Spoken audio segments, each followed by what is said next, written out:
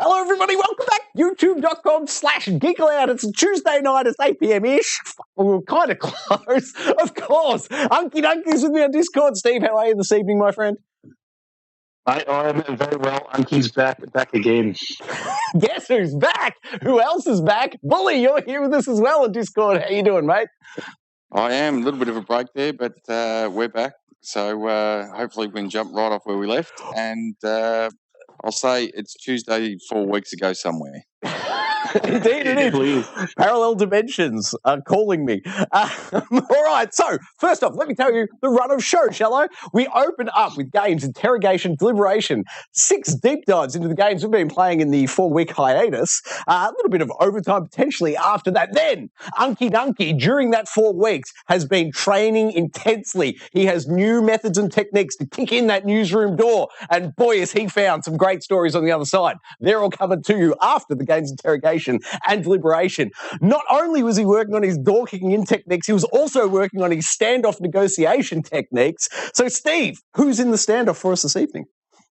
Mate, just given the fact that G.E.A. is back from the dead this week, we are looking at game franchises that should come back from the dead. And should it be a new game in that series or a next version of those games in their franchise? So we've got a pretty decent list tonight, so get your thinking caps on. Indeed. Get your thinking caps on, audience, because then we're coming to you. That's right. All show in that YouTube chat. Throw in any thoughts and comments you have. And at the end, segment 4, we round them all up and get straight back to you. Unless, of course, you were Matt Cypress on the last episode where YouTube ate the whole end of the show. And, Matt, we did answer all your questions, but unfortunately, YouTube decided to throw it in the recycle bin and hit delete. So, sorry about that. Anyway, where does that bring us to? You know it's games Interrogation and Deliberation. First up this evening, we have the almighty, I guess, Saints Row. Unkie Dunkie, you've gone hands-on, mate. What did you think? Mate, yeah, hands-on. And I had really low expectations for this game based on the reviews that we had sort of seen and come out quite early for this game. And I'm not sure whether that's because people aren't playing as John McClane himself just yet. But yeah, playing as John McClane definitely elevates the experience for me. Wait a minute. John McClane, is that this one right here? Here you go, Unkie Dunkie. John is on the screen now, mate. Sorry, back to you. No, that's all right. Can we just check my audio? Bully seems to think I'm a little bit muffled. How's it coming through, Bully? You sound a little bit over-modulated, if anything, mate. I'd say just back the microphone away from your mouth a whisker and we'll be all good. Well, I'm using wireless headphones, so it's nowhere near my mouth. Well, you're coming through a bit better now, mate. No, you're coming through cool. Pretty good now. Yep. Oh, that's all right. That's all right. We can keep talking about games. There you go. I think you can see my footage on screen as we speak. The old John McClane just popping off headshots as he does. Oh, yes. Looking great. If I can have this like power fantasy of playing as John McClane in a Die Hard movie, for some reason that's what's making me enjoy this game, probably more than a lot of other people. So I'm looking past a couple of the gripes that those people have had. Like for me, those guys never really been about the story for me. Like, yeah, it's had a story, but it's not something that I'm and it's, they've already, they've gotten pretty wacky in the time, especially with Quarry playing as a superhero and you can fly and that kind of stuff. This one's slightly more grounded back to some of your Saints Row 1 and 2, but I think the problem they've found is they're trying to sort of cater to 2 different crowds of people that want the bombastic, over-the-top stuff of the more recent Saints Row 3 and 4, and then the other people that like the Saints Row 1 and 2, and they've sort of met somewhere in between, and when you're not trying to please anyone specifically, you're not pleasing anyone. So I think that's where a lot of the negativity is coming down on the game at the moment. But for me, I'm just enjoying sort of a fun romp through a open world sort of crime-based city, which, we haven't had sort of one of these kind of games for a while. They used to be a dime a dozen, and, G.E.A. is sort of right the floor with most people. So, the fact that this game's coming out, it's sort of, even though we used to always get, it's almost like a breath of fresh air with playing something from the olden days. It's just kind of almost a nostalgia trip, but it's slightly better one because, we're getting some fancy new graphics and all that kind of stuff as well. So, Unkie, I have, mate, but just quickly before I take the mic off you, we're seeing Nathan Drake on screen, it appears. Tell us about that one. Hey, there we go. There's my Nathan Drake. Yeah, that's what you usually do. We credit Nathan Drake in every game that I play when you get a chance. But that's one of the strengths of this game is it has got some of the best customization I think I've seen, and I am all for cosmetics and customization in games. And I think that's another reason this game speaks to me because not only have you got the character stuff that you can create to such degrees, you can create a character that looks almost identical to what you want, You've got car customization, which has been awesome. I've created multiple versions of my Batmobile that I like from the most recent Batman flick, and the nice V8 engine sound. Although that being said, the sound in this game has been a little bit wonky. The car sounds can be quite muffled under all the other sounds, so you've got to tweak it just so you can hear it right. But you get the gun customization as well, so you can customize your gun. So you want to look. I've got a Magnum gun now that if I want, I can use the skin just to have a foam finger. Same gun that looks like a giant foam finger from a baseball match and stuff like that. They've still got the wacky in there. It's just not quite over the top. That being said, I also played through a whole story mission that was pretty much me just laughing and playing as like a kind of like a Mad Max side story thing where like the guns you're using are all versions of like Nerf guns, but they're all sort of being played as they're real. And it was really enjoyable. It made me want to go play another game, which I'll talk about in my overtime. You can try. Well, I can, mate, because as we're seeing on the screen right now, this is me playing through one of the first missions. I think this is about 40 minutes in for me, and this looks a lot like Mad Max to my eyes. I'm on the back of a convoy, I'm shooting off a gun, I'm jumping from car to car. I gotta say, I'm only 2 hours into the game, but I haven't experienced the glitches. Well, I have experienced some incredibly minor glitches. There's definitely that pop in that people are reporting, but to your point, Steve, I have not seen the bevy of complaints that are about online for this. And this mission, I got to say, was funny. I was laughing at it. If you get away from the main team characters and you're in a single-player mission, as you're seeing now, I'm having a great time with it. And the way this mission ends, Steve, do you think I can drop the ending of this mission? It is from the first hour of the game, so I don't think it's really spoiler territory. What are your thoughts on it? I just checking. Can you still hear me? I've got you just fine, man. You're actually sounding a lot cleaner too. Oh, beautiful. I might just, I've ditched my wireless headphones is just sort of turned off, so I'm just going to go loudspeaker on my phone. So if I'm coming through loud and clear, I'll just stick with this. It's perfect, mate. You're on point. But you think I can spoil the end of this mission? Is that acceptable? Yeah, no, mate, this is right at the start of the game. I don't think it's an issue at all. Go for it. Perfect. So what I love about the way this mission ends, it's just like stupid action 80s flick fun. That convoy truck I'm on top of there, I'm in a fist fight at the end. You'll see it if we get far enough in the footage. I'm in a fist fight with the end boss there, and the culmination is the truck. After I'm fighting with him, he's like perched on the side of the cliff. I just throw a yoni up at it, and the truck drops on his head and kills him. It was hilarious. I absolutely loved it. So as I said, I'm only 2 hours in, but the stupid comedy, the stupid levity they're taking with the script is, to me, an absolute breath of fresh air. I've played one too many games that have taken themselves way too seriously recently. So for me, Saints Row, once again, glitches aside, and I'm only 2 hours in, and I hear the glitches escalate the deeper you get in. So I am by no means giving it a pass from the glitches front. However, I will defend the writers of this game. I think these single-player missions are just stupid fun. And me, I love stupid fun. So to your point, Unkie, like the original Saints Row, just stupid fun. The only thing this is missing so far from me is that dubstep gun from Saints Row 4, and I'd be tickled down to the ground. But Bully, have you gone hands-on, mate? And what are your thoughts?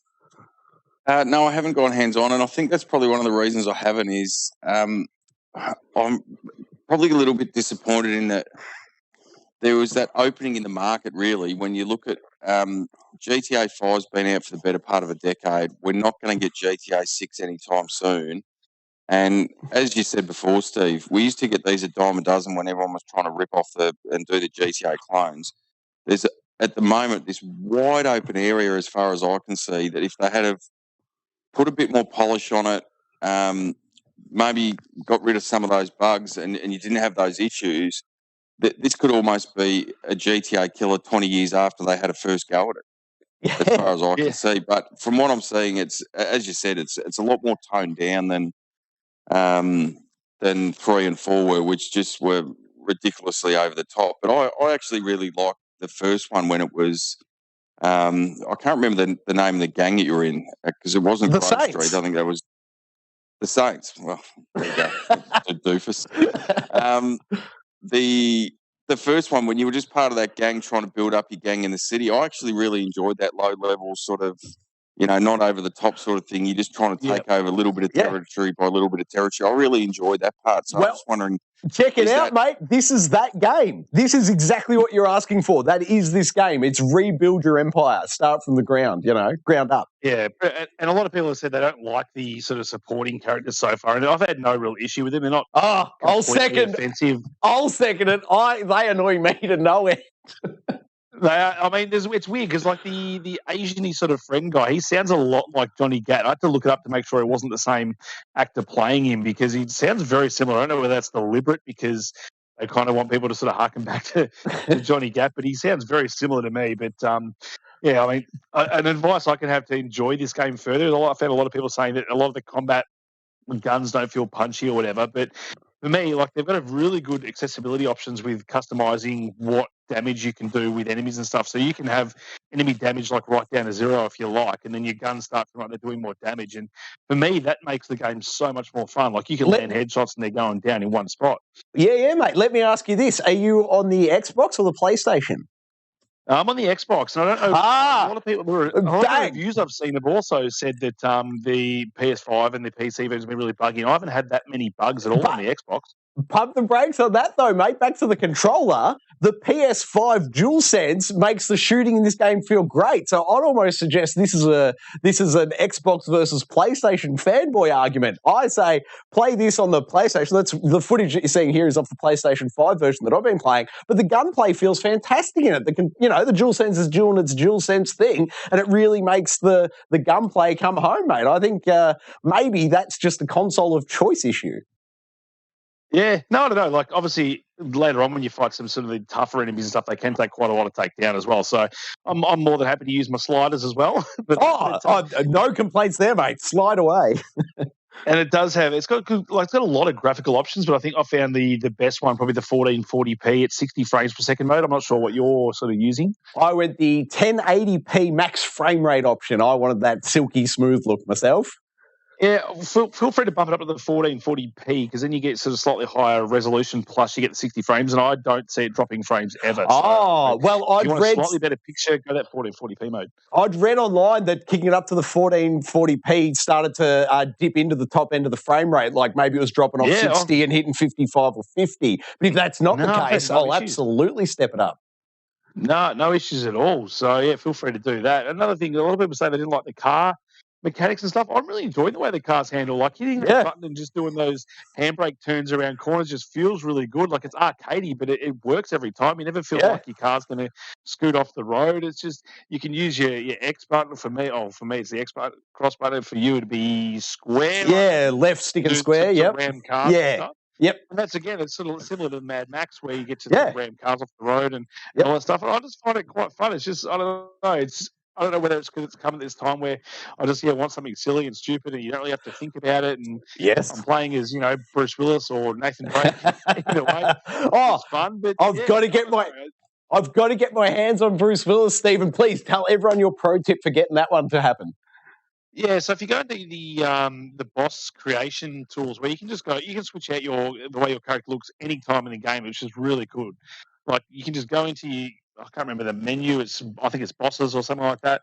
And then you just go into community creations, and then you can just bring up anyone that anyone's created and just download them straight to your boss group. So you can just switch them out whenever you want. So I can switch from Bruce Willis, Nathan Drake. I've now got a Jackie Chan one. Oh, awesome. I've got Ryan Reynolds. Have they Deadpooled him? Can they Deadpool the costume on him? Or? I have seen the Deadpool, but I didn't download Deadpool. I downloaded literally a Ryan Reynolds one. It's just Ryan Reynolds. I'm like, it's pretty cool. Him in Free Guy with that blue shirt would be pretty funny too. Yeah, that's true. I could dress him up as Free Guy. I might do it, but there's so many creations that people have come up with, and some of them are real. I've got Tom Cruise as well, so I could fantasy players like Mission Impossible if I want, and it looks just like him. It's just the character creation of this stuff is just part of the whole fun of this, and I don't know whether all the reviewers that review this game obviously reviewed pre-release versions of the game, and I'm not sure whether they had a lot more bugs, but I haven't really had any game-breaking bugs at all.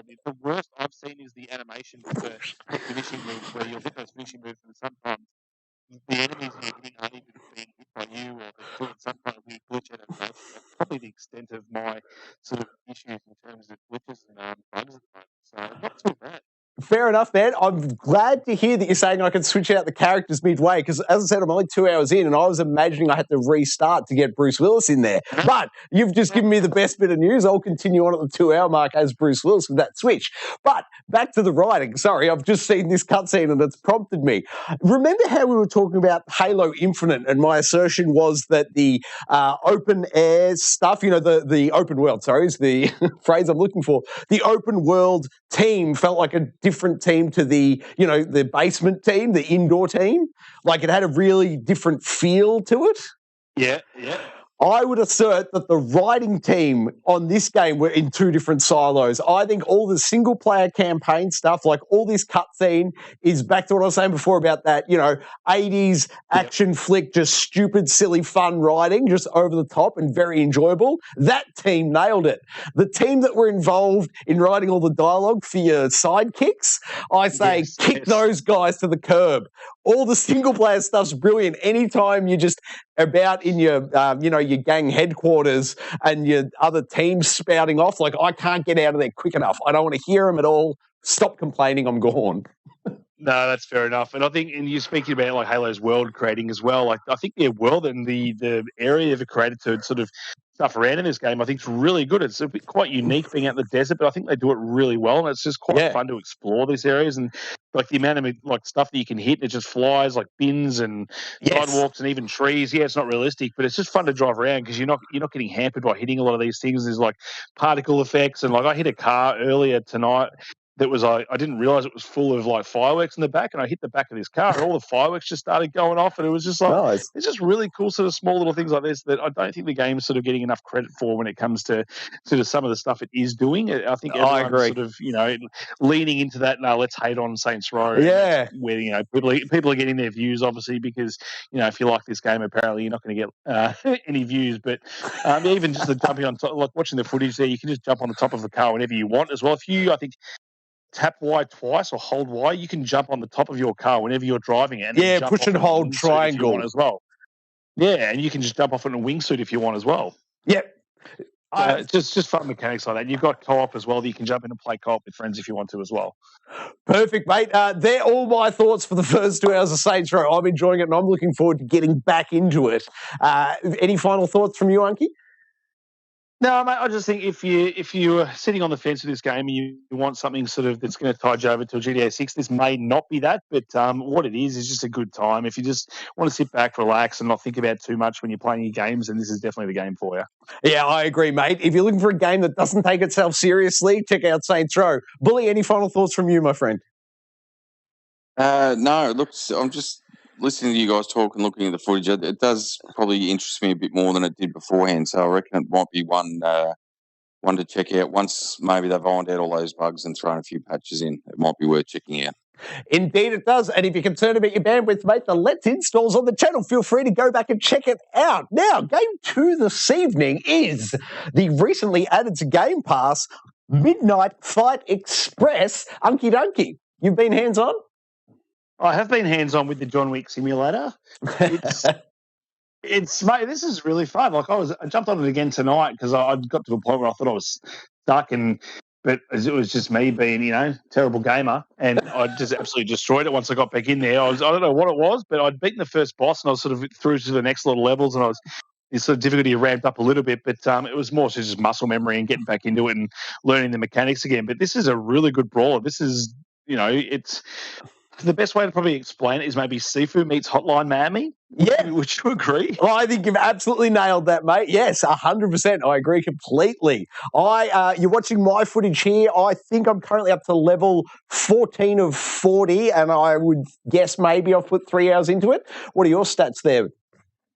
Yeah, I reckon I'm level 11 out of 40, and I've just gone back. So I realised that once you finish the levels, obviously you can go back and play them and not have to worry about all the cutscene stuff that gets in the way. A little, not cutscenes, but like story moments that get in the way of the gameplay. But you can go back and they add challenges to those levels that you can try and compete to give you sort of some replayability. And I didn't realise that until I sort of went back and played the first level again. I was like, complete the level in 180 seconds and kill 15 enemies with weapons and all that stuff, and it was just fun going back and trying to do those levels with, some of the abilities I'd unlocked and all that kind of stuff. So, and some of the abilities you unlock really sort of, create some really good gameplay. Like you start feeling like Batman from Arkham.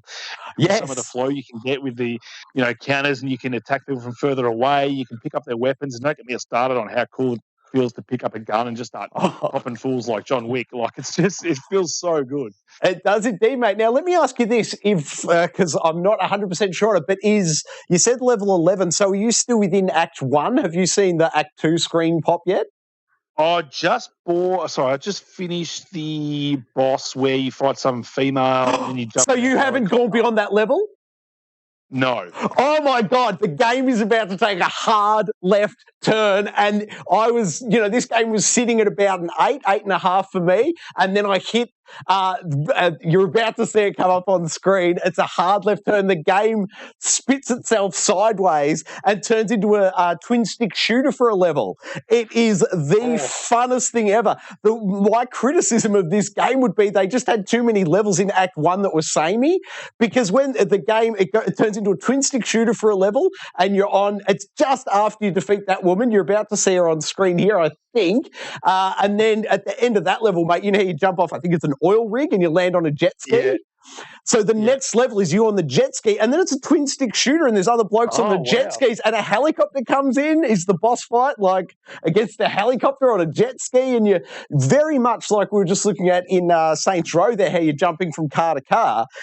You're on the jet skis. The jet skis have bugger all health. I think it's 3 bullets and they explode. So you've got to ride your jet ski up along the next bloke, and then it's A or X, and you jump over and take his jet ski, like to refill the health essentially on your jet ski. So, and all the time the helicopter's dropping missiles on you, so you're, moving, positioning, jumping from jet ski to refill your health, and it just comes out of nowhere and it just flips the game on its head. And I'm like, what is this? It's suddenly a new game. And then that level ends, and then you're back to as you know it from Act 1, those levels. But there's a whole new set of characters. You're suddenly fighting pirates and stuff, and there's big what are those I'm blanking on the name, but those old the old the rifles that you'd see, like in Pirates of the Caribbean. What are those rifles called? With the big flared out end. Muskets.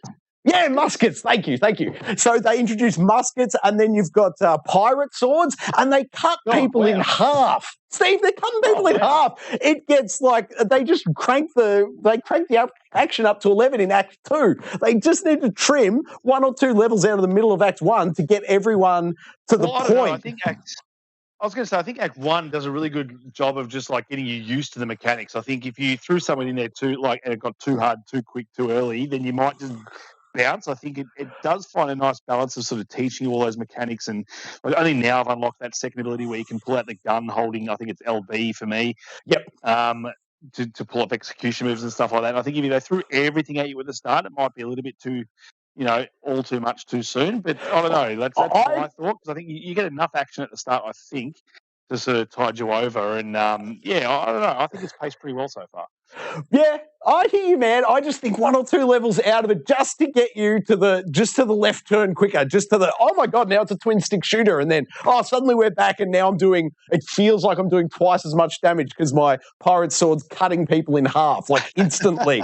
The brutalities goes up. Oh, and the little collectibles, I love that the collectibles are gold teeth out of there. You've got to smack them in the face hard enough for their teeth to drop out, and then you run around the level picking up the gold teeth. I think that is a brilliant idea for collectibles. I absolutely love that. That tickled me. That's true. I've gone nowhere near getting an S rating for any of these levels. It is a difficult game. Not at all, mate. And here's the fight you were referring to earlier. This is the boss fight at the end of Act 1, that when we finish this, we're jumping off onto the thing. So we're about to see that. But, Bully, we haven't heard from you yet, mate. Have you had a look? I have. I've probably put an hour or 2 into it. I'll explain a bit later when we get to the back end of some of the games we're talking about. But I've just been in a bit of a lull for the last week or 2, and I reckon I would have tried to punch through 15 or 20 different games and get started in them, and this has been one of them. I've enjoyed the little bit of time with it, but just that lull, nothing's really grabbing me at the moment. So other than that hour or 2, which, as I said, it was enjoyable, but it just sort of wore out on me. And that's not a reflection on the game. It's just where I'm at the moment, and hopefully be out of that soon and back playing. It's a lot of fun, mate. But that's the point. Like I got fatigued about an hour of gameplay in myself, and I bounced off it, and then forced myself to come back to capture this footage. And it was another hour in or whatever, where it takes a left turn, and from the moment that left turn happened, now I can't wait to get back into it. The fatigue disappeared entirely, and that's the only reason I was saying they should trim up those first couple of levels to get that hook in you quicker.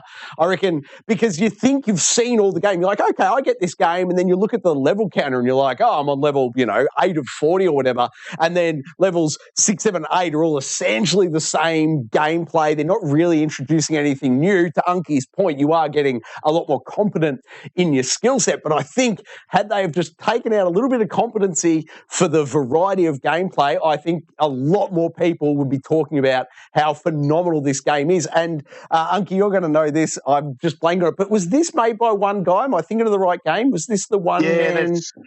Yeah, it's one guy. I think he's probably got maybe a few people with him. But yeah, it was like a very small group of people, I think, that made this game. So the fact that they've come up with a game that's this quality, I think, yeah, they're only going to speak volumes to what they can do in the future. Oh, 100%. I am absolutely hooked and cannot wait to get back to it. There just then was a quick little bit of footage of the jet ski. I didn't want to spoil it too much, so I didn't put a lot in there. But you've just seen there the twin stick. That's the standard level. What can you get through them in maybe 3 minutes if you do it well?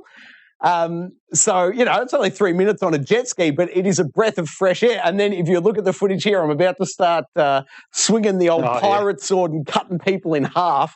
And it's an absolute joy, this game. If you've got Xbox Game Pass, it's on there. Check it out. It's phenomenal. Look at that. Witcha, cutting them in half. I absolutely love it. Oh, and I just unlocked this as well, the old knuckle dusters. I've got no idea, Steve. Do you know if the cosmetics, are they just cosmetics in this game? Like, I've bought knuckle dusters, but are they going to increase my melee attack skill? No, I don't think so. I think they're all just cosmetic based. Because I was just going to mention, I did just unlock pretty much a Daredevil outfit, which I can now rock. It's called. I wrote it down. Hang on a second. I'll tell you what it was called. Obviously, for copyright reasons, they changed it. Sure. It was called. Where are we? Where's my notes on this bad boy? The Dare Man outfit. Nice. So I've unlocked that. It looks quite cool though. Yeah, perfect. So I give it 2 big thumbs up. If you've got Xbox Game Pass, do yourself a favour and check it out. They're my final thoughts. Bully, did you have any final thoughts? No, that's probably it for me. As I said, limited amount of time, but it was enjoyable. Just didn't hook me at the time. Yes, I hear that. And Unkie, final thoughts from you, my friend. Yeah, mate, Game Pass, no reason not to give it a go. I think just get in there, bash some skulls, cut some people in half, have some fun. Indeed. I think it's level 12 is the dual stick shooter, and then level 13 introduces the pirate sword. So make sure you play it that far in, because you're in for a real treat. Which brings us on to game 3. And oh lordy, does this game speak to me as I hoped it would. It's Rollerdrome. There's a Let's Play on the channel. There's only one. I only did one live Let's Play the other day, and it worked flawlessly the first time. I thought that was quite impressive. Yeah, well done. Oh, thanks very much. This game is everything it appears to be. It's Tony Hawk's plus pistols, and I can't get enough of it. It's fluid gameplay. The big tip I've got is, well, if you've been playing Elden Ring, as I'm still toiling away on a little bit of Elden Ring, I platinumed it on PlayStation, but I picked it up on Xbox, and so I'm starting another playthrough on Xbox is where I'm going on that. You're but insane. yes, I am. But the point is, if you've been playing some Elden Ring and then you come to this, do yourself a favor and flick the circle and square buttons, or, B and X, I want to say, on Xbox, just to put dodge in the same spot. Once I was struggling a bit the first time, but once I moved the dodge button to match Elden Ring's dodge button, bang, it was game on. I started hitting those scores. There's a trophy for completing a level with just one combo, and not one achievement for completing the level in one combo, a second achievement for completing a level without getting hit. And once I switched the 2 buttons and put dodge in the right spot, the very next level attempt I made, I got both of those achievements or trophies, both the trophies on the next run I had. So this game is fantastic. It is what you see. But Unkie, have you played it? Mate, I have. I've put through a fair bit. Like, I'm currently stuck on a level. I'm sort of late into the game as well. I think I'm in the final lot of levels. So I fought a couple of bosses and stuff. It is getting insane how many enemies are on screen at once and how many things you have to dodge and move around and weapons you've got to, like, you get out of the way of. Like, there's blue weapons and then there's the rockets. And then you've got, you do unlock some weapons to sort of give yourself the upper hand as well, like the grenade launcher, and you do get like a semi-sniper rifle kind of thing as well. I use the shotgun a fair bit and do that special timing move that you got to do to sort of take guys out. The slug shot, that's the one. So I use that a lot. I did flirt with the idea of changing those controls to the dodge and stuff, but I did get used to the controls they do give you, and I do genuinely try and stick to the game's controls they're trying to give you, because I feel like that's the way the developer wants you to play the game, regardless of whether they give you the other options. So I did stick with that, and it did become muscle memory after a while. So even if I did decide to change it, I probably couldn't go back, even though I'm generally used to that sort of Bloodborne-esque or Elden Ring style of dodge and whatever. But this is such a cool game. It is literally Tony Hawk with guns, and like it's got unique things where, like, if you run out of ammo, that's why you're doing your tricks, because the tricks will actually replenish your ammo. I would like to see. I would prefer it if the ammo wasn't, mutually.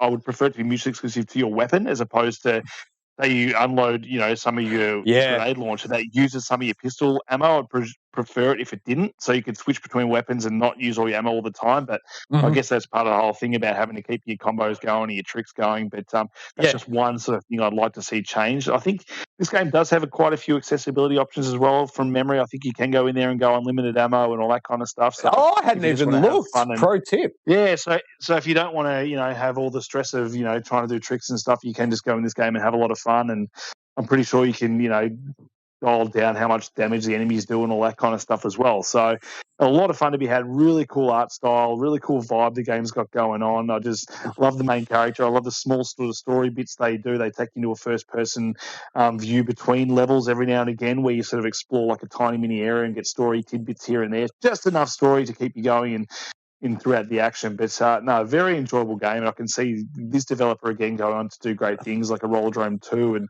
creating a bigger campaign, etc. I think some of the levels can become a little bit samey after a while, even when you sort of move in those top tier competitions. They can still sort of seem very similar. So I could see them sort of creating more biomes or even just some DLC for this game. But no, really good game. I've got a pitch for you, Steve. Tell me how this sits with you. I believe that this is is it Unit 7 or Unit 17? Who are the developers of this one? Oh, I don't know. Let's Bully can fact check us. I think it's, I'm going to say... I'll fact check you. Fact check away. I'm going to, for now, I'll say Unit 7. Here's my pitch to you. Somebody needs to get hold of either Stephen King's Running Man or... I'm blanking on the author, but the Hunger Games. They're both essentially the same premise, which is the premise of this game. It's future, there's chaos, so we put people in the ring to fight to death. To your earlier point, Steve, there's very minimal story in it so far, but you can't tell me this wouldn't be the ultimate game if they either made it Hunger Games tie-in or, as I said, Stephen King's Running Man tie-in. Those are fantastic narratives that they've built, movies on, and there's books on and everything. And there is so much good story around this concept that just isn't here yet in this game. But my God, I want a sequel. I want them paired up with one of those, fantastically detailed worlds. And that would be a match made in heaven. That's the only way they could improve this game. And that is in no way a knock on the gameplay. They have absolutely nailed the minute-to-minute gameplay, and you know me, I'm a gameplay-first kind of guy. I couldn't be more impressed by this game. Woo! I'm loving it. Bully, how about you, mate? Your thoughts? Roll7's the developer as well. Cheers, thanks. No, I have not touched it. To be fair, I hear what you guys are saying. I just don't think it's for me. I was never a Tony Hawk fan or any of those type of games. The combos and the tricks and that sort of thing never really interested me in those games. Fair enough. And I'm just sort of looking at it. And I take on board what you guys are saying, that it's enjoyable when you're playing it, but just looking at it and watching the vision roll, I can't see myself playing it for more than about half an hour without getting bored with it. Oh my God, mate. I'm sitting here watching my own footage back and I've got my bloody synapses firing and I'm getting all excited as though I'm playing it right now, mate. I can't even watch this footage without getting toey and wanting to grab a controller. Woo! No, This game lights me I up. think it'll be. I think it might be one because it's not on Game Pass, is it? I Correct. haven't checked out what the It's release only, I thought price. it's only PlayStation, isn't it? I'm pretty sure it's Sony only. I haven't even looked, mate. I honestly have no idea. No, I'm pretty sure it's PlayStation exclusive. Because I remember it was at one of their showcases when they first revealed it. And I'm pretty sure it's only Sony. So, do we know if I it's might, limited time exclusive? probably. That being said, Deathloop was apparently limited time exclusive. That's still on an Xbox, so who knows? Well, they're just doing Xbox game as a favour there. Oh! Shots fired. Shots fired. Death Nag Loop, I believe, is the full title of that game. That's it's the subtitle. it's PC and PS5 only at this stage. I think. Look, I'm a physical collector. I think it's only digital at the moment. So maybe if they release a physical version, so I can stick the case up on my shelf and pretty looking case because I reckon that and look at it adoringly. What I want, the digital artwork they got for the game, like a physical copy, would look quite cool. Here's what I want, Steve: physical edition, collector's edition, and it's the actual helmet, and it's life size. The disc's inside the helmet. 2 red slots is where you pull the disc out of. Woo! That'd be nice. Not gonna happen, but it'd be nice. Oh my goodness! Oh, quick, Steve, vamp! It's all you, mate. For 2 seconds, go. It's all me. Oh, mate, this I don't bully you. You're not going to pick this up. I can't remember the price, but I think it was $29.95. Was it more? I will try and find out for you. But yeah, I picture this. Picture this, but that Rollerdrome helmet is what I'm saying. Oh yeah. That's a good helmet. That's a good helmet for a good game as well. Worth the money. I don't know if I put it back for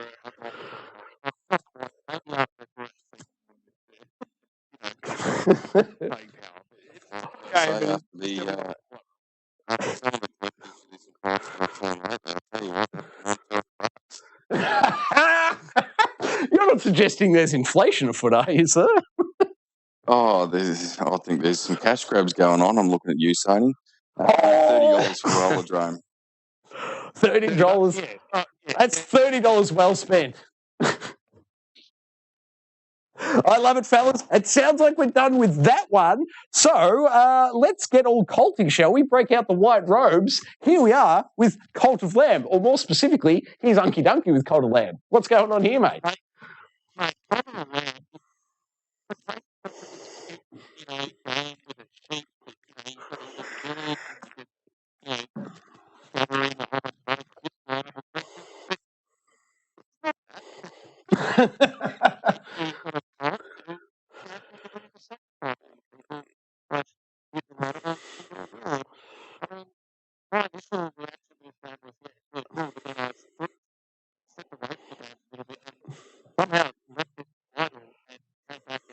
The initial cultists that I had, I think it was 6 of them, were on the feast, which was unfortunate because a lot of spreading your little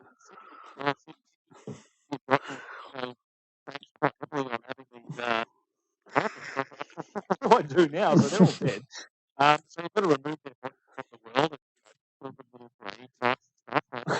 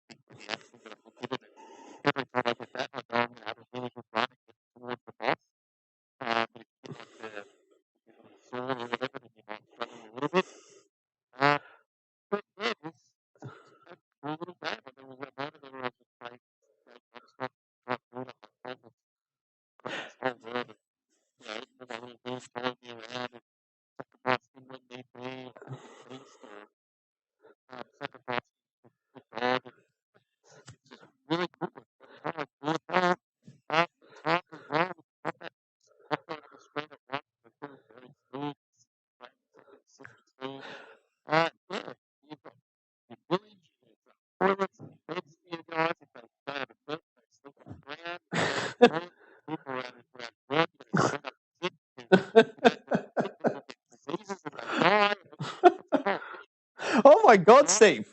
You've struck me with a question. Do we know? I'm relatively confident this is Victorian developers. Yeah, made this. I believe it's Victorian developers. Now you're saying there's, imprisonment without jury, you're re-educating people, you're locking them up, there's disease, it's all going pear-shaped. Are you sure this game isn't called Cult of Dan? Well, very good. Sorry, Fully, any thoughts?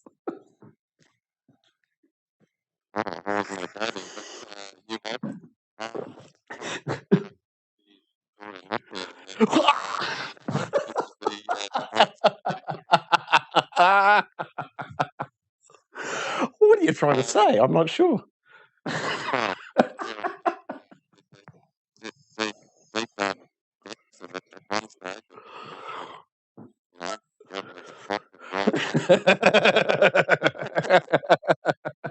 Steve, you've got to play it to the end now just to tell us how it finishes and what's the fate of poor Dan. Mate, the lockdown ends, I'll tell you that. But only after much bloodshed. That's right. No, looking at it, the graphical art style looks fantastic. And as you said, if it runs at that 60 frame, as you said, Steve, it'll be fantastic. And from what I've read of all the reviews, really positive. And I suppose the other thing is just to say it's good to see a local Australian developer, which we haven't really had since sort of Bondi went defunct a number of years ago. We haven't really had any sort of major success in the game development front. SMG Studios, Sydney-based, and they do Moving Out. That was well received, I believe, a couple of years back. It was, yeah. Well, there you go. So it's good to see another one that's getting some good attention and obviously put out a pretty good product. So I think it'll be on the list to check out, but just haven't got there yet. Very good. I love it. No more thoughts from me. Unkie Dunkie, did you have any final points for this one, mate? My only final thought is that I think this game is ripe to come out in Game Pass eventually, so maybe hold off if you haven't purchased it already and you didn't have any sort of vested interest in it by now, then maybe just hold off, because I think you'll see this come to Game Pass pretty soon and then it'll be well worth the price of admission. Very good. I love it. That must mean we are on to game number 5, Xenoblade Chronicles. As far as I know, it's only available on Switch, so I guess you're playing it there, Steve. That is exactly where I'm playing it, and for a Switch game, this is a very good-looking game. It does only run at 30 frames per second, obviously, as most Switch games do, but it's quite a solid, smooth 30 frames, considering what they're giving you on screen at any given time. But, mate, this game is Game Mechanics, the video game. It just... you start, and it's quite simple, and then you think, okay, I've got my handle on this mechanic, and then it throws another one at you, and then you think you've got your hand, okay, cool, this is the game, and then it throws another one at you. And I reckon that happened maybe 10 times now, and I still think I've got more mechanics getting thrown at me. But I still have to go back through and look at my tips and just sort of remember what I've actually learned, because it throws so much at you. It is such a good game. I can see why it's getting the reviews it's getting, because even from the very start of this game, the story is really well done. The cutscenes are beautiful. Sorry, just on that point, mate. Xenoblade Chronicles 3, my question is from the story you were just mentioning. Is this a direct follow-on from number 2, or how does it fit into the Xenoblade Chronicles universe? I think they're all linked. You don't necessarily have to have played 1 or 2 to sort of get this one, but this one is based on the side of, I think normally who you're playing as are the enemies of your characters in the previous games.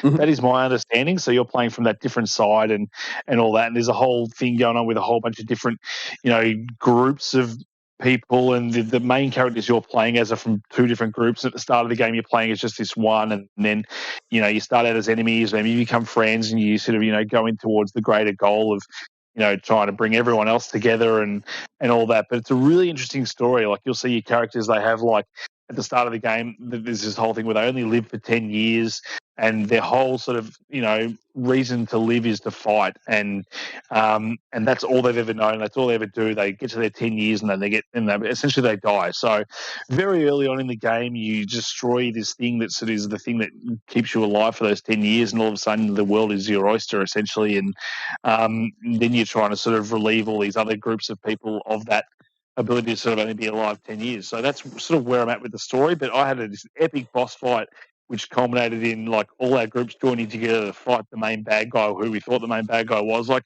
it was so epic and so like final that even like I was playing the game with my wife watching. She thought that was the end of the game, that I'd finished it, because it was so climatic in the way it actually ended, and that was just the beginning of the game or the ending crescendo of the start of the game, and it's got so much more to go and so much story to tell. It sort of jumps timelines where you're playing as when they were kids and starting out as a group and then jumping back forward as well, and just the cutscenes is just beautifully done. Like the music is incredible in this game as well. For the graphics that it's got on a Switch, like some of the vistas and some of the areas that you're in are just like gigantic and huge and epic, and it's even sort of puts Breath of the Wild to shame when it comes to some of its vistas that it's got. It's just everything's different. The biomes you're going to all different, all look really unique. There's like monsters roaming the world, kind of like your Monster Hunter sort of out in the world. There's monsters everywhere. You can choose to sort of walk past them if you want, or you can go up special boss enemies and stuff in the world to sort of unlock different, or sort of get different sort of like items and stuff off them as well, which helps you sort of upgrade your character and all that kind of stuff as well. There's just so many mechanics in this game. Like it would take me the next 45 minutes just to explain how many mechanics I've got in the first sort of half hour of gameplay. But I'm probably maybe 10 hours in now, and I know the game's maybe 100 hours long. So the amount of story and stuff and exposition that I've already got in this game would sort of generally surface a normal campaign in a game, but and it's got so much more to go. So I know Bully's been playing a bit of Xenoblade Chronicles 1, so I'm not sure whether he can speak to this at all. But if I can ask one question before I hand it over to Bully, I'm seeing a lot of flute action in these two trailers I clipped up today here, mate. Is the flute a key element of the gameplay, or is it just something they lent on for the trailers? Yeah, so your main character, he is called what's called Mafia, so he goes into battle and plays the flute, plays off the dead bodies, so they essentially get sent bodies properly. So that's his role, and there's like another female in the other main crew that she's also an officer as well. So that's their group. So you'll find dead bodies in the field that you've got to go play them off essentially, and that'll give you extra sort of items when you throughout the game as well. So I'm assuming it's going to come to a head at some point, and they'll explain more about that. But that's what the flute playing is all about: is there these offseers that they'll see off the dead bodies within the battle. Perfect, thank you, mate. Now, Bully, it does look a bit weebish, so I got to ask, what's your feeling on it? Well, I do love a good flouter, so I will say that. Look, I was late to the party on the Xenoblade Chronicles. I'd heard good things about them for a long time. I've got number 3 sitting on the shelf. I've gone and got number 1, and I've started off there. So I'll put about 10 to 12 hours into that one. I think each of the games is they're all about that 100 hours long, as Unkie said. So there is probably I'll get to 3 at some point in the next 6 years. But the look and the look of it, it's just an improvement on the previous Xenoblade. Well, from what I played of the previous Xenoblade, or the original one, the visual style is just an expansion of that. As Unkie said, the vistas and stuff, they look good in the first one. And looking at the video and the footage of number 3, it's just an expansion of all that. So if you've enjoyed the first one or the second one, I'd 100% say get into it, because it's just bigger, better, and more of what you've loved previously. Perfect. I love it. No other points from me. Unkie, any final thoughts on the old Xenoblade Chronicles 3 on Switch? No, I just wanted to mention it's pretty early on the game, so it's not really considered a spoiler, but the whole premise is that you have this ability to sort of merge with your characters eventually, and it's called what's called Ouroboros, and you create essentially what's like a giant Power Rangers type futuristic machine where like two will come together and they just create this like giant thing, and you can do that during battles and stuff and become this sort of giant machine thing and fight things with like even greater ability. It's just epic, some of the stuff you do with this game, and it's just constantly surprised me. My only gripe is that I would love to see a game like this on one of the PS5s or Series X running at 60 frames per second with 4K graphics, because that's the only thing I can knock it for. Even though its art style is really nice, it's got that Breath of the Wild sort of cartoony style to it. I would just love to see something like this sort of shine online on one of the other consoles, which unfortunately, it's been eluding us up until this day. It's I don't know what we have to do to get this off the Nintendo or give us a new Nintendo that does 4K, but yeah, I'd love to see one of these games doing singing on all levels. Yeah, mate. By the time Bully gets around to playing Xenoblade Chronicles 3, he might be able to play it in his Switch 2, and that might have some very nice 4K upscaling, maybe. Maybe. All right, that's got to bring us on to Game 6. This is all me. Well, it's all Aloy, I believe her name is. Horizon Forbidden West. I have finished the main story campaign. I believe I am 6 trophies from the Platinum. I've just got a little bit of mopping up to do. I've already got the missable one, so it's definitely a clear run from here to the Platinum. I expect maybe 2 more hours, and I'll have wrapped up the Platinum on this. But this is the very game I was referring to earlier when we were referring to Saints Row in games that take themselves way too seriously. I have to play this game with a podcast on or something. I cannot listen to another person complaining to me. My God, whoever wrote this script is morbid and boring, and I have no time for any of the dialogue in this game. It's all just people complaining, and I like to use video games as an escape from people complaining. I don't want to indulge myself in people complaining. That's my only knock on the game, though. The gameplay itself is phenomenal. You'll see here a nice little platforming challenge that I failed multiple times, even though I'm almost 50 hours into the game. I still haven't worked out the platforming side of it. But when you get to the end, once you've unlocked all the abilities, there is a lot of moment-to-moment game playing here. Taking down those dinosaurs is fun. Flying around on your mount at the end is fun. They tease you with it the whole game. And then I think, the second to last main story mission is when you finally unlock the flying mount. When you do, the game opens right up, and that's the time to go mop up those trophies, which is where I'm at. As I said, I expect I'll only put 2 more hours into the game, and then I'll be done with it. As I said, my tip, turn it off. I don't need to hear people complaining. That's just not fun for me. But Unkie Dunkie, you finished it, and I'm sure you could praise the script in some ways that I certainly couldn't. So, mate, over to you. Well, I actually haven't finished. I have been jumping back into it every now and again just to sort of get myself to that point of finishing. But every time I jump back in there, I'm not in that mood. Like, I remember when I first started playing, I was just all in, and then Elden Ring came out and just sort of did that thing that Breath of the Wild did to the first Horizon for me. And I still can't bring it. I know there will be a time where I'll get back and I'll get hooked enough to finish it. I have unlocked the flying mount, so I'm not far off. Yeah, you're right at the end. I'm just more like inverted commas impressed with some of the platforming. I've just enjoy it. I don't even think a 4-year-old could stuff like that. There you go. You've proven me wrong.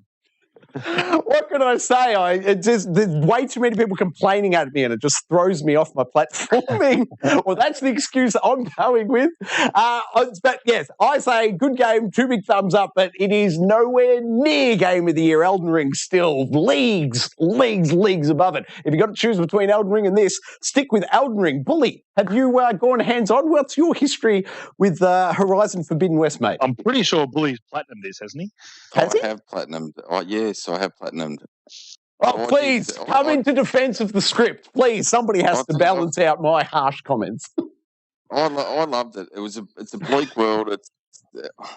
You've got to sort of take it for what it is. It's a really dour, bleak world where you've got tribes fighting against each other. You've got these monsters fighting against each other. And if you sort of lean into that sort of world building, then you understand where the complaining's coming from. I don't care where the complaining's coming from. Games, escapism. Like, how about this? The Last of Us, a dark as world as possible.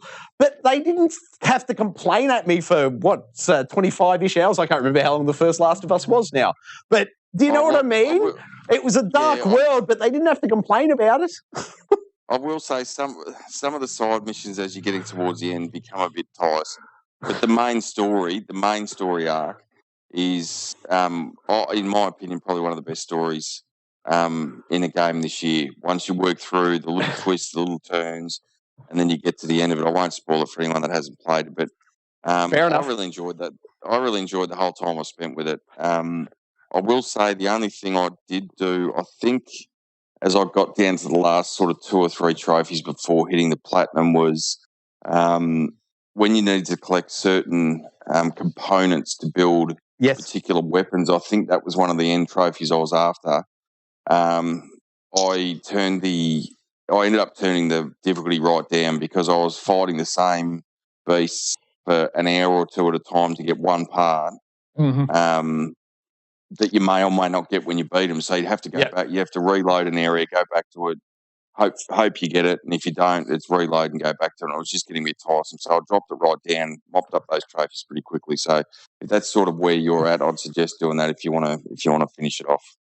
Yeah, mate, absolutely. I am right there with you. And you're about to see here, if I can prattle on for 2 seconds, me this afternoon popping the level 50 silver trophy, which was a thing of beauty. Oh, but look at this here. Here's a prime example. You go from something like Rollerdrome, which is like precision movement, and here I'm on my mount. I'm just trying to cross the bridge, and the bloody things just ran into one handrail, then one into the other handrail. They need to really have a good hard look at themselves and how they've got those mounts handling. I think they could spend a lot more time.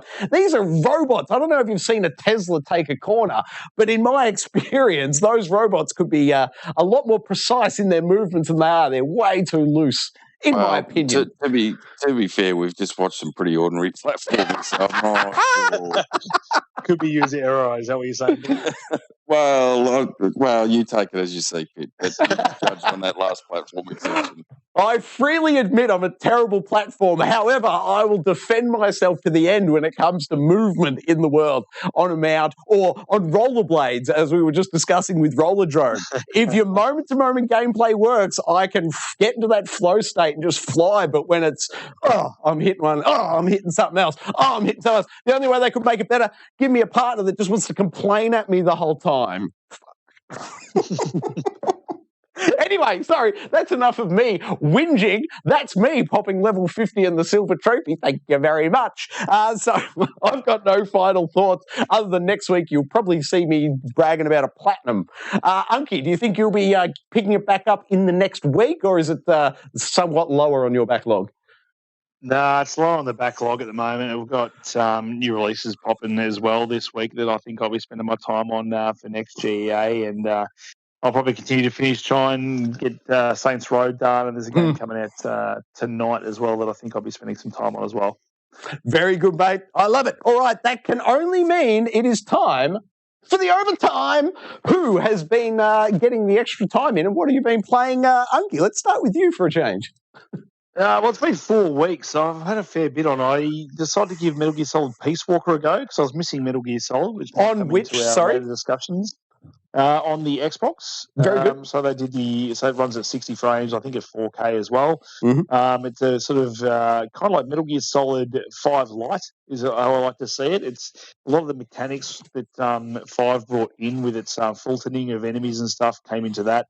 But it's not sort of smaller base. It obviously was a portable game on the Vita and that back in the day, so you can see sort of where it's got its legs and the sort of console. Playing it without multiplayer and stuff as well, with some levels can be quite difficult. But no, it's been quite enjoyable getting back in the Metal Gear Solid experience and just sort of getting back into that. If you have any questions, I'll move on to my next one. None from me, Bully. Keep going. Smashed out the original Watch Dogs as well. I wanted some open world gaming stuff. This is before obviously Saints Row. I remember really liking Watch Dogs, so I jumped back into that. That's got some of the most satisfying drinking games. Oh, no, I remember back in the day, it's so satisfying to shoot It's got some really good slow motion stuff as well. You can click down. It's very Max Payne in its gameplay. So if you want something that's like Max Payne and a third-person shooter, but it's set in an open world, then give that gritty Watch Dogs a go because it's still one of the better Watch Dogs. I think a lot of people hated on it back in the day because it never reached the peaks of those E3 demos that they showed. But, who to those people? Yeah, I've got the platinum. I've got the platinum in Watch Dogs, and I'd have to double check, but I'm relatively confident I've also got the 1,000 gamer score on Xbox for Watch Dogs. I'm pretty sure I've 100% on both platforms. That's how much I love it. So 2 big thumbs up from me on Watch Dogs. Nice. Yeah, I love it. It's just the grittiness of it. Like, you feel like you're kind of like Batman with a gun, essentially. And the mechanics have come to a point where they're too extreme and you can override everything. It's just, I don't know, it was a good balance for me. I was quite enjoying that. And speaking of games we've spoken about before, the Saints Row play, I booted back up Mad Max, which what a game! Like this Yes. game now runs at 60 frames with the Xbox backwards compatibility and has HDR enabled as well. And so it's such a beautiful looking game as well, especially running at 60. And I remember this game literally came out. I think it was the same day as Metal Gear Solid 5. So that's the reason it never got the time for me back in the day, because I was well and truly stuck in Metal Gear Solid 5 like most people. Completely understandable. But just the driving in games for me usually is not the sort of standout part. But in Mad Max, like that car just sounds amazing, and the car combat's incredible, and the fisticuff stuff is like sort of Batman Arkham, but slightly slower but more brutal, and like it's just really enjoyable. It's got a really nice loop, like it's a sort of Ubisoft kind of open world. Go here, collect this, upgrade this, but it's got a lot of really cool collectibles that do upgrade Max really well and his car really well, and I'm really enjoying the story as well. So I can see myself going back and actually finishing this game now. So that's been really enjoyable, and I've just done back into Back for Blood this morning as well. Finished off I think it was the third campaign on the legendary difficulty and got an achievement for that. So nice. That was nice, and that's in anticipation of the expansion, which technically releases today, but in Australia, I think we launch at 3 a.m. tomorrow. Yes. Correct. For the new campaign. So I'm really looking forward to jumping back in just to play that new campaign with new enemies, new guns, and etc. Because that game was lighting me up earlier this year, and it's still sort of probably maybe even in my top 5 games of this year. Even though I know it didn't come out this year, but top 5 experiences of video gaming this year, that's probably still up there. So really looking forward to the expansion for that. And just played a bit this morning and made me realise how much I enjoyed that game. I love it, mate. Here's a question: when we're end of the year, game of the year times, do we do best patched experience of the year? Like bring Back for Blood in as a contender because all the patches were applied this year, and now's the time to play it. Just a random thought on Back for Blood there. I think so. There could be a few in there. I mean, I know Sifu did actually come out this year as well, but Sifu's actually got a big expansion coming out, I think, tomorrow as well, which has got like a god mode. It's got like a god mode added to it. It's got a low gravity mode added to God it, mode, and a whole bunch of other stuff as well. The developers based that god mode on your footage of playing it, didn't they? Yeah, they were like, we need to make this game easier because this guy sucks, essentially. Probably.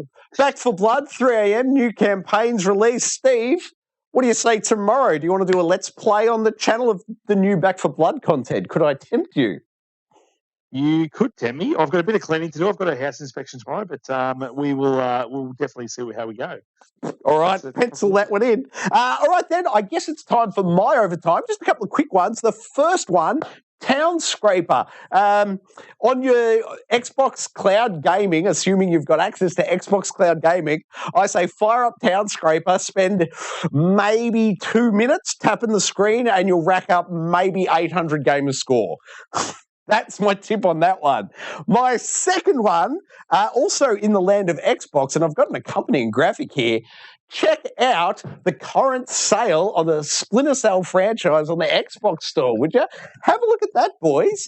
You can pick up the original 3 Splinter Cells. Tom Clancy's Splinter Cell, Pandora Tomorrow, and Splinter Cell Chaos Theory. Xbox original releases here. We're talking backwards compatibility to the max. Unfortunately, it doesn't have, the HDR or 60 frames a second type features, so there's none of that goodness, but the games are there and playable. The single player, the multiplayer on all of them, unfortunately, is not what you want, but the single player is there, and I fired it up briefly. I checked out the opening cutscenes on the first 2 games. I'm yet to fire up the old Chaos Theory, but I can tell you that the opener to Splinter Cell 1, it's dated now, obviously, so the character models are a little janky. They're, they look their age. However, the script writing and the music accompaniment is fantastic. And I got to say, maybe you're the writers, the authors, if you will, of Horizon Forbidden West need to go back, play Splinter Cell from almost 20 years ago at this point, and see how do you do gripping, compelling story where no one complains and we get into the action thick and fast. That's right, Splinter Cell. You can pick up the whole trilogy for $22.14. That's Australian dollars, mind you. $22.14 Australian. You can can get the original 3. That's my big pro tip to everyone out there. Unkie, Bully, any chance you guys are going to part with $22.14 and grab hold of this made-up trilogy? No, I've got those $22 need to go towards Last of Us Part 1. Oh, God, that'll be an installment plan. How about you, Bully? Any interest in the original 3 Splinter Cells on Xbox for $22.14? I did, and I've had a look. I don't think the 22.14 will do me because I've had a look on eBay today, and I reckon I can get them all physical copied for about 25 to 30. So I reckon that's what I'll be getting. Nice work, mate, and fair call for those physical collectors out there. I love it. Now, this brings us on to my third and final bit of overtime for the evening. It's Destiny 2. Now, guys, you need to go for a walk with me, but you need to do it real quick. You need to jump on the Epic Games Store, log into your account, and redeem that there. Now, I've got to jump up to grab the name because I didn't write it down. The Destiny 2 Bungie 30th Anniversary DLC pack is currently free on the Epic Games Store, but it's only free for about another 12 more hours, I think. So fastest fingers first. But jump on the PC, assuming you've already linked for the cross-play, cross-progression, all that hoopla, you get it for free on the Epic Games Store on PC, but then you play it on PlayStation or Xbox, and you've got access to all that content at no cost. You're saving yourself about $40, I think. So that's my pro tip there. Are you guys going to jump on and take care of that offer? I reckon I've already got the 30th anniversary stuff. I feel like I've already done most of the missions for it. I actually did jump into Destiny 2 just today because I know there's a whole new season coming with the light something or other.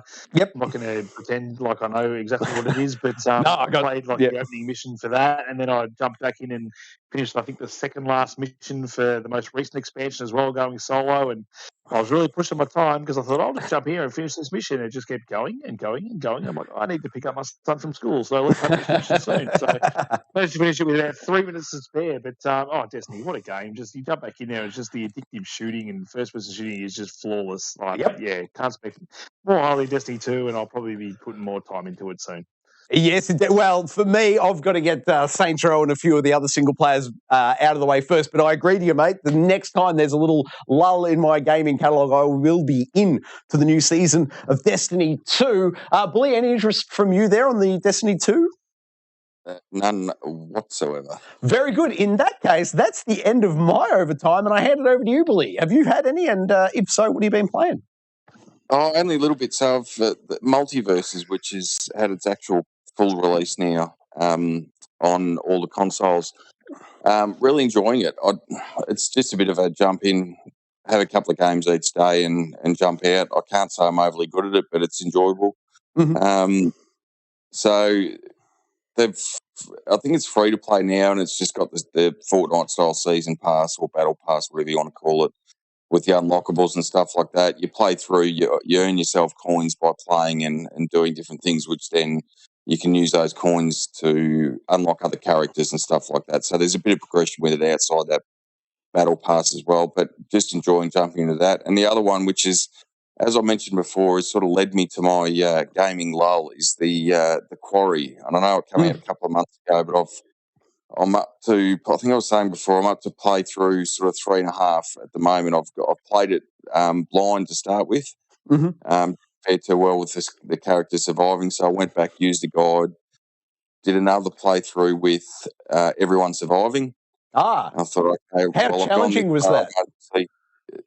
Sorry, what was that? Was that particularly difficult to get everyone over the finish line? No, you've just got to make sort of certain choices, and as long as you make those choices, it's not overly difficult. The quick time stuff in the game itself isn't overly difficult to sort of work through. You didn't wobble your leg at the end and lose your favourite character like somebody else on the team? That was until I was lucky to have anyone survive by the end of it. Sorry, Bully. So then I basically went through to the third playthrough and sort of got halfway through that with the one where everyone dies. And without spoiling it, but there's a particular part that, again, following a guide, follow it up to the end of the chapter. So you put another half hour, 40 minutes into it, get to the end of the chapter. You've got to do one particular thing to have one of the characters died. It didn't work. Was it a platforming challenge? Because I could help you out. Well, no. So maybe you can help me out. I don't know. But I pretty much put the controller down in frustration and just thought, I'm done. I've played through this 3.5 times. I'm probably only got another 5 or 6 hours to get the platinum, and I just can't do it at the moment. And that just led me into a week and a half of nothing's gripping me. I can't play anything. I just need to. Yeah. So that's sort of. I enjoyed the time I spent with it, and then it killed me in the end, and it's knocked me off gaming for a week and a half. So take that. My goodness. Hey, Bully, have you checked out? They released the trailer for their new Supermassive game, The Devil in Me. Have you checked that out now? No, I haven't seen the trailer for it yet. No. Oh, it looks good. I can't wait for it. Like it's kind of Saw-like almost in sort of what it looks like, but it's looking really cool from what I've seen. So it's one of the new Dark Anthology games. I think it's got a release date of either late October, November or something. But check out the trailer, mate, because with all the Quarry you've played, I think you'll enjoy what you see with the new Devil in Me. Well, it's funny because I've played through the other three in the previous ones of those, and have really enjoyed them. So, but having said that, they're a bit shorter and a bit tighter. So maybe there's that's sort of a bit of a plus. But having said that, playing through the Quarry blind and going through the story, really enjoyed it. The little twists and turns and trying to work out, if I do this, I reckon this person will survive, and then finding out 2 chapters later that what you did is actually stuffed you up and you've killed 3 people. Yep. It's as I said, Quarry is still probably in my top 5 this year as well, just from the experience I had playing it with the missus, but just such a great game in terms of its story and the way it delivers it and the different, ways it can go, as you said. Like, you can make decisions that you think are fine, and then like later on you find not so fine. And that's been my overtime. Fantastic. Well, in that case, Unkie Dunkie, you need to break out those newly researched breach and clearing methods as we head over to the newsroom. You have the right to remain newsworthy. Leading us off this evening, the biggest bit of news that during our hiatus was, of course, Gamescom 2022. Bully, Unkie Dunkie, did you watch it as well as I did? Did you enjoy yourselves?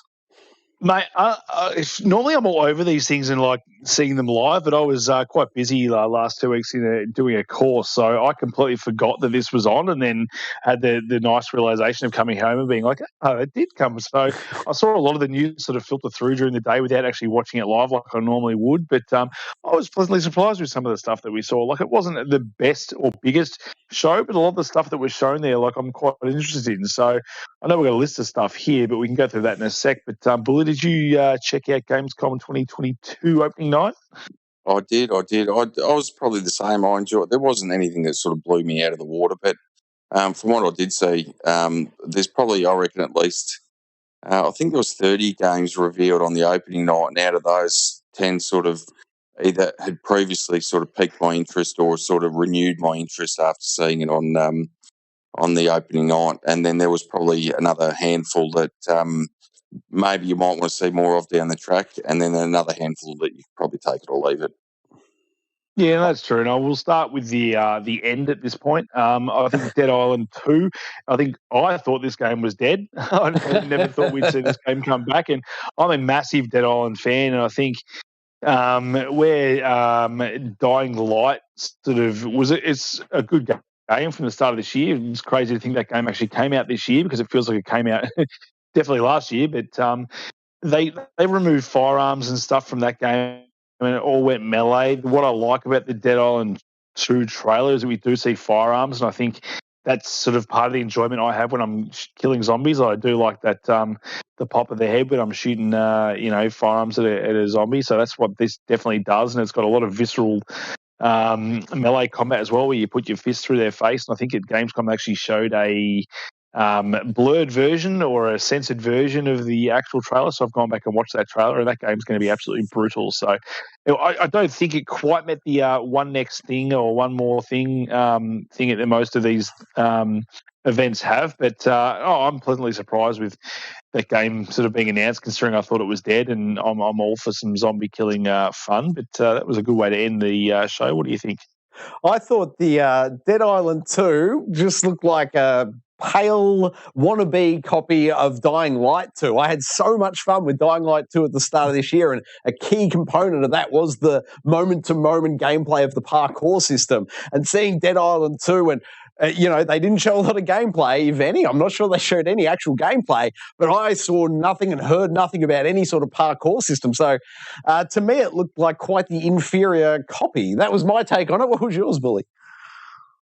No, so I was the opposite. I really enjoyed Dead Island 1, and when that originally came out, and I sort of see it the other way, that Dying Light's a bit of a knockoff of that sort of stuff with the parkour added. I haven't put any time into Dying Light 2. I put a fair bit of time into the first one.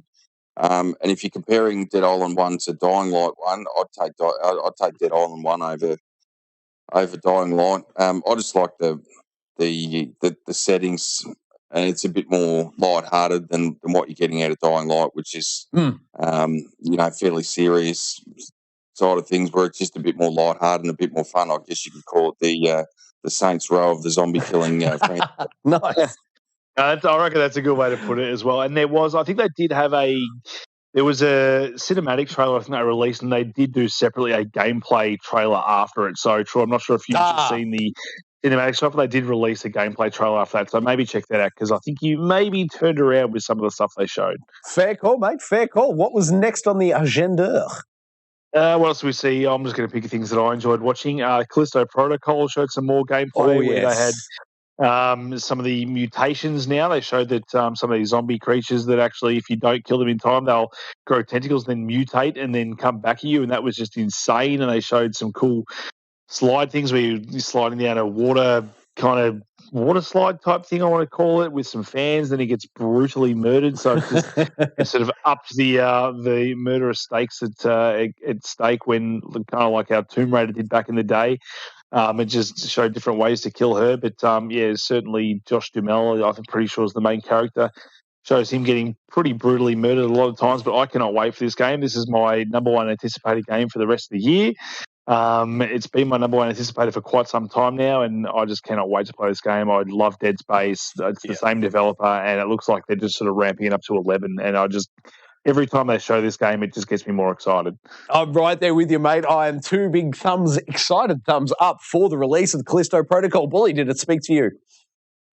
More of the same. I think it's just one of those things. I think we've seen, well, from my point of view, I think I've seen enough of it to be to have enough interest that I'll go out and get it probably close enough to day one. But I'm almost at the point now where I sort of go, I've seen enough that it interests me. I don't really want to see any more of it.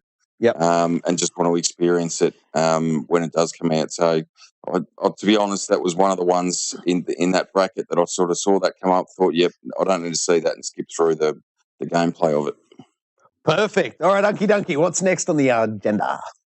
What else do we have? The ones that sort of piqued my interest, we had Gotham Knights showed some more gameplay that actually made that game look more enjoyable than I think the stuff we've seen recently. I don't need to go into too much detail, but what they've showed finally actually had someone who knew how to play the game. Man, it actually made it look good. So I'm actually excited for that. And I think the story they're going to have in this Gotham Knights is actually quite good. So I'm quietly excited for this game. I hope it's good. I hope the story's good. I hope they managed to blend the mixture of using different characters and the multiplayer stuff better than Avengers did. Wouldn't be hard. Which I think they will. I mean, the campaign was really enjoyable. It's just all the stuff afterwards that they, did that wasn't. So I'm hoping this is good. And I'm a massive Arkham Batman game fan. Yeah. So I'm all for more in this franchise. We also had Where Winds Meet, which looks really cool. That was one that sort of I hadn't really heard much about. It kind of looked like Sekiro meets Ghost of Tsushima in China. It's third-person action adventure game. It was just really cool. I'm not sure if any of you guys checked out the trailer or gameplay for that. No, I just saw what was in the Gamescom opening night, and it didn't light me up in any way. How about you, Billy? No, it's sort of the same. I reckon there's probably a couple of little bits that maybe piqued a little bit of interest, but I probably need to see more than what we saw at Gamescom just to see a bit more about it and what the actual gameplay is. Mm-hmm. Fair enough. Then we had Lies of P, which was very Bloodborne-esque, which I think that was the one that, lit a lot of people up because it did look very much like Bloodborne. And given the fact we're not getting any rumours or any inkling that we're getting a remake or remaster of Bloodborne, I think Lies of P will sort of hopefully quench that thirst for a lot of people. And I was very impressed with his gameplay stuff. Did you guys check out Lies of P? Yes, mate. It looked good. It went to the top of my list. Post-show, this was the number one for me. Well, actually, truth be told, Callisto Protocol and then Lies of P. Yeah, mate, this looks definitely like something I want to be checking out day one if possible.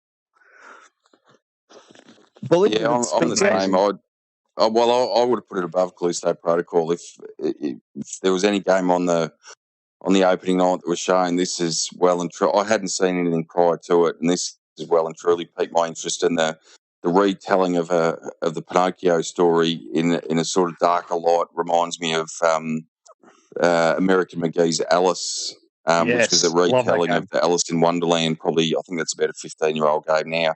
But really enjoyed the dark storytelling and the environment and the way that game played out. And this just is hitting all those notes for me, that it's just a different way of telling a story that we all know, with different characters, and the gameplay that goes with it, as you said, very Dark Souls-esque. And if they can combine those two, I know with the Soulsborne type games, we don't get a lot of in-your-face story. It's a lot of reading notes and listening to things and all that sort of stuff. But if they can combine a compelling story with that gameplay, that's got me day one every day of the week, I think. And speaking of day one, Game Pass, everyone, Game Pass. Is that confirmed? And there is that too. Yep, it is confirmed. It'll be Game Pass day one. Perfect. It'll also be a Let's Install then on day one from Geek Aloud. And my hope against hope is that somebody in this game baits you by saying, lie to me. I just want to hear an enemy say, come on, lie to me. I think that'd be fantastic. What else have we had? We also had Sonic Frontiers showed some more gameplay. That game's piquing my interest as well. Granted, it comes out, I think, a day before, day after, same day of God of War. So good luck, Sonic Frontiers, on that front. But the gameplay they did show actually was quite cool for that. But the one that I was really excited for, and I can't wait for, and I was actually excited for this game before Gamescom, is High on Life. Oh, yes. I cannot wait for High on Life. I think it's got that whole, like, Saints Row, doesn't take itself seriously. It's obviously got the humour of Rick and Morty. And it's got the bloody knife in it, mate. It's got the bloody knife in it, and I bloody love the voice. I can't get enough. It's so good. The gun's talking to you, and it just showed more gameplay, and I just enjoy the art style and graphics of this whole game. And I really enjoyed, what was the game they did on VR that was... it was initially on PlayStation, but it's also on Oculus now as well, where I'm trying to think of it, some purple guy as a platform. It also had the same kind of humor and stuff as well. But a first-person shooter with this that looks this good and it looks like it's got the chops to sort of hit us with story and gameplay. I cannot wait for this game. I was a bit upset when I heard it got delayed just a little bit, but I cannot wait. I cannot wait to play this game. I think I'm going to have so much fun with it. Yeah, I am keen. I love the humour. As I was saying before, this is so much more appealing to me than people complaining in Horizon Forbidden West. Absolutely. I love a gun complaining at me about anything compared to the stuff there. But just the look of it, and I love the fact that you aim down sights and his like antennas become like the sights. It's just brilliant game design. I just can't wait to see what these guys do, because their games are so funny. Their sense of humour always sort of hits me as well. So I can't wait to see what they do with this game. My only concern looking at the footage is that maybe there's a bit too much platforming in it for my skill set. Oh, you're totally screwed in this area, particularly. But let's hopefully we've got some good accessibility and sliders for you. They just needs a Troy slider and just turns off platforming. Everything turns into a ramp that you just walk up. Ramp. I love it. Now, there was a fair bit else in this show as well. Like, we could go into, should we like? What else do we have? Hold on, quick shout out to Moving Out 2 there. We were mentioning Moving Out, SMG Studio, Sydney developers. Moving Out 2 was in there. Yeah, Moving Out 2's there, got announced. We also had new Tales from the Borderlands has also been announced as well. So I know a lot of people like the Tales of the Borderlands games and think the actual humour of that game is better than the Borderlands main series, which I probably find true as well. What else do we have? Just sort of flicking through here. I'm just going to jump ahead, if I may, Steve, and highlight the Dualsense Edge. The PlayStation finally getting into the old Pro controller front. And I was meant to have a prop ready, and I don't. The DualSense Edge, of course, is gimping off a little bit of the Xbox Series, what is it called? The Elite Series X? Gosh, Steve, fact check me on that one. Yeah, it's the Elite Series X. That's what we've got at the moment, or Elite Series 2, I think it's called. Elite Series 2, indeed. But if I can, Steve, what I want to point out, key feature here for me, old man hands, what I have to do, I have to have the 4 paddles. The 4 paddles are crucial. You remap LB, RB to the top 2, and then it's, what is it? Left stick, right stick, the push in to the bottom 2 paddles. So I never have to push the thumbsticks in, and I never have to move my fingers up off the triggers, and that helps my old arthritic fingers out to no end. So for me, the critical feature is the 4 programmable buttons on the back, and allow me to just switch tabs here as I show you. I just got to pan down a little bit. Whoop. There's the mock-up, the render, if you will, and you can see right here, they've only given us 2 triggers. Not only that, the 2 triggers push in on the side. Allow me to grab a second prop. Here, from one of my trips to America, is a GameStop controller for the PlayStation 3, an old USB PlayStation 3. Allow me to flip it over and show you on the back the 2 triggers, very much like the Pro triggers that you're seeing there on the proposed, or the mock-up, if you will, of the PlayStation Edge controller. And I'm going to say, these offset sticks that match that design, not the parallel sticks, the angled sticks, they are terrible. After 30 minutes of gameplay with the offset ones, my fingers are arthritic again. So not only have they boned me by not putting 4 on, only giving me 2, the 2 that they've put on are on the angle that for me I know is going to trigger my arthritis anyway. So I got to say, God damn, Sony, swing and a miss. Shit, what did you fellas think? I've heard that the positioning of the sticks is probably not the best spot compared to the Elite Series that we've got on the Xbox, and the fact that you're only getting 2 as well. I mean, I find it hard even with my Elite Series. I just like that controller just for its weight and its sticks compared to anything else. Like, I don't really use the back buttons for much else, mainly because I've been playing games so long with the other buttons that I find it really hard. Even when I try to do it, my muscle memory is just not there to use those buttons regardless. But, I don't know. Again, I don't think they've given us a price for this controller either. Like, I could see. I'll guess $600.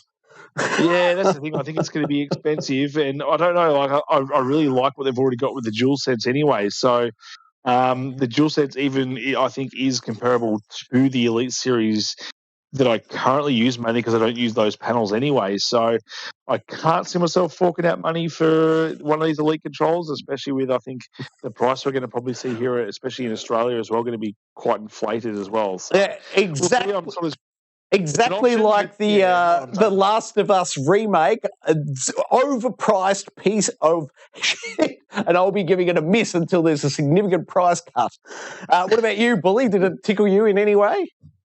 Not in the slightest, and I think I've heard during the week, post the reveal, there'd been discussions and some leaking that the initial price on it is going to be somewhere in the $200 to $250 US dollar range. Yeah, so what? Is what you're sort of looking at. So we're looking at 300 plus for a controller, and to be honest, I don't care how good it is. That is absurd. No, outrageous behaviour. Oh, quick one while we're here, because I don't think we've got a news story about it. Or maybe we do. I'll just hold my tongue on that one. Sorry, Steve. Anything else on the Edge, fellas? Nothing from me, mate. Very good. Anything else then from Gamescom opening night, Unkie?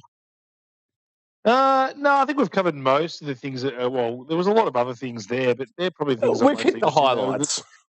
Yeah, there was a new Hogwarts Legacy trailer. I think the release has been pushed to Feb 10 next year as well. So that game looking cool, but again, it's not till next year. Oh, speaking of pushes, speaking of pushes, anyone want to update their expectations for God of War?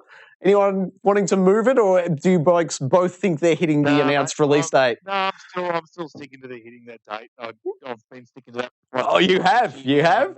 I'm not moving. I thought the 4 weeks off maybe you'd change your tune. What about you, Bully? No, I don't think they can move it now. And I think, in fact, there's a number of other games that are now either pulling forward or pushing back based on God of War's release date, knowing that they don't want to be anywhere near that. Except for Sonic. Sonic's like, fuck that, we're doing it. He's the blue blur. He's got no fear. Sonic's a mad lad, and I'll still be picking that up. Yeah, same. Perfect.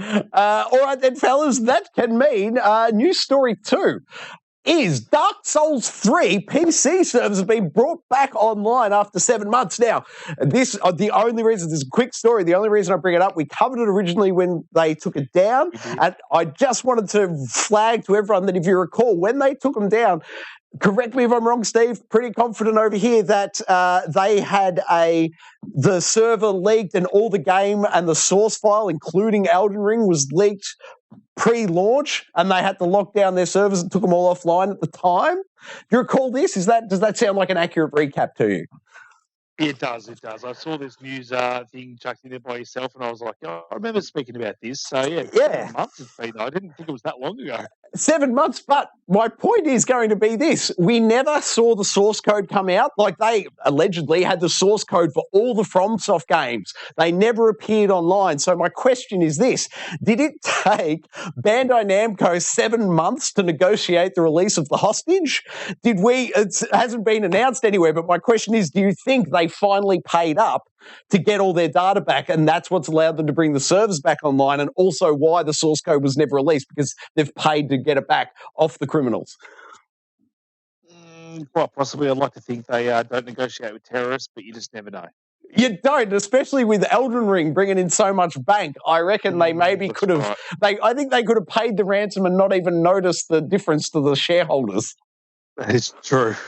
That's my wild speculation based on nothing. That's the end of that story. That's the only reason I wanted to mention it. It's back, though. If you want to play online Dark Souls 3 on the PC, go for it. Next up from Steve's website, Stevivor, is the new Mafia game announced, and apparently it's a few years away. Steve, what's happening? Well, there's not much happening. Obviously, they've obviously announced they've got a new Mafia game coming, which I'm all for, because the remake of the first game was really good. I think it was a couple of years ago now. I can't believe how good that game was and how good it looked and stuff. And I would love Mafia 2. I liked Mafia 3. I think Mafia 3, the story was really good, but the gameplay surrounding it, although the gameplay was good, it was a bit drawn out. The open world stuff was a bit sort of overdone and sort of drew that story out longer than it should have been. But I think Hangar 13 really know how to tell a good story, and I'm really excited the fact they're staying in the Mafia series where they bring it forward and we get more of a Sopranos, more contemporary version on the Mafia sort of story. I don't know, but I'm excited to see where they go, because just knowing that technology they've got with what they brought with that remaster or remake of the first one, I'm really looking forward to what they can do in the future. It's exciting times. Bully, any thoughts on the recently announced Mafia game? No, I'm probably with Steve. I played through the original ones when they were originally released, and the third one, and I was probably the same. I really loved the gunplay in the third one. Mm-hmm. But again, it was just sort of a nothing world once you were outside of those little mission areas. I sort of found it. Haven't gone back to play the remake one, but from what I hear, it's very good. And if there's more of that on the way, then that's good to hear. Nice one. I have to say that the remaster of the first one is almost a must play. That the story of that game, and it's just so well done now. It's such a tighter experience than number 3 that it just keeps going. You can't not keep playing it. Like it's got an open world, but it's not really an open world game. It's more story structured and just beautifully done, and just the combat's so much more fun and visceral and stuff. If you haven't played and you get it cheap, definitely pick it up. It's sitting in my shelf still in the shrink wrap, so I might have to break that open. Indeed, I agree with you completely. But Unkie Dunkie, I've got a feeling, is it not in Game Pass currently? I'm pretty sure all 3 of the Mafia remakes are in Game Pass. Wait, no, it's not Game Pass. It's the PlayStation service. The PlayStation service currently has all 3 available. Oh, is it? Yes. So if you're liking what you're hearing about that, and you've got a PlayStation Plus Deluxe subscription, I'm not sure what level. The Deluxe subscription is the one I've got, and definitely all 3 remastered, recently released remasters are available in that service. If you have access to it, you might want to check them out. If you like what you've just heard. Story 4 this evening, PlayStation have purchased Savage Game Studios. Unkie. Yeah, not much on this one other than the fact that it looks like Savage Game Studios does mobile gaming, so it looks like Sony's moving into the mobile gaming space as well. Not sure how much this excites me at all. I know this has got nothing to do with PlayStation at all, but I know there's a Division mobile game coming out, which I could be excited for, given the fact that hopefully it's free to play and it's got minimal microtransactions, but Division, we love that. Not sure where this goes. Do we get like a Sackboy Runs kind of game out of this? I don't know where they're going with it. Do we go Astrobot Runs? I don't know. I'm just naming a lot of runs games because that's what makes me think of mobile, but who knows? Bully, what are your thoughts? Oh, please stay in your lane. I know there's money to be made, and I know that the shareholders need to be kept at bay, and I understand all that. But just stay in your lane, please. Here it is. Maybe give us some first party games, third part games that are really good. That stuff that's been promising for the last 2 years, and we haven't really got yet. Well, I'll give you something when we start up story 5. Wait, hold on. Before we move on, fellas, let me just reload the shotgun here. PlayStation, you've stepped up to the plate and you're about to take another swing and a miss, I think. What the hell are you guys doing? Take a look at Xbox. Take a look at Xbox Cloud. What is it? Game streaming. Unkie, help me out. What's the official title? Game Pass. xCloud. Take a look at xCloud. If you, in this day and age, are still making a mobile phone game, get out of the way. You're done. Your day's done. Go back 5 years. We don't need you anymore. Xbox have this in the bag. Take a look at it, would you? No one wants a mobile game. People want the Game Pass. No, people want the Game Pass library access. There are so many awesome console games that you can play perfectly on your smartphone just through the Game Pass app.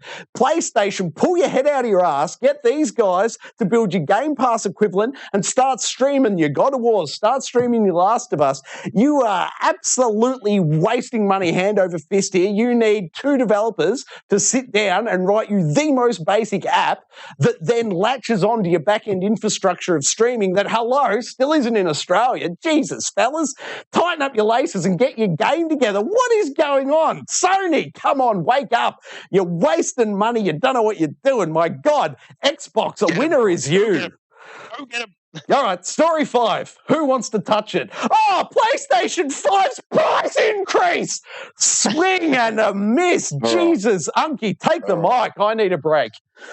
Troy, I'm going to stop. I have to interject here. I'm slapping them with an infringement notice, and if you reckon you had a rant, I've got one for you.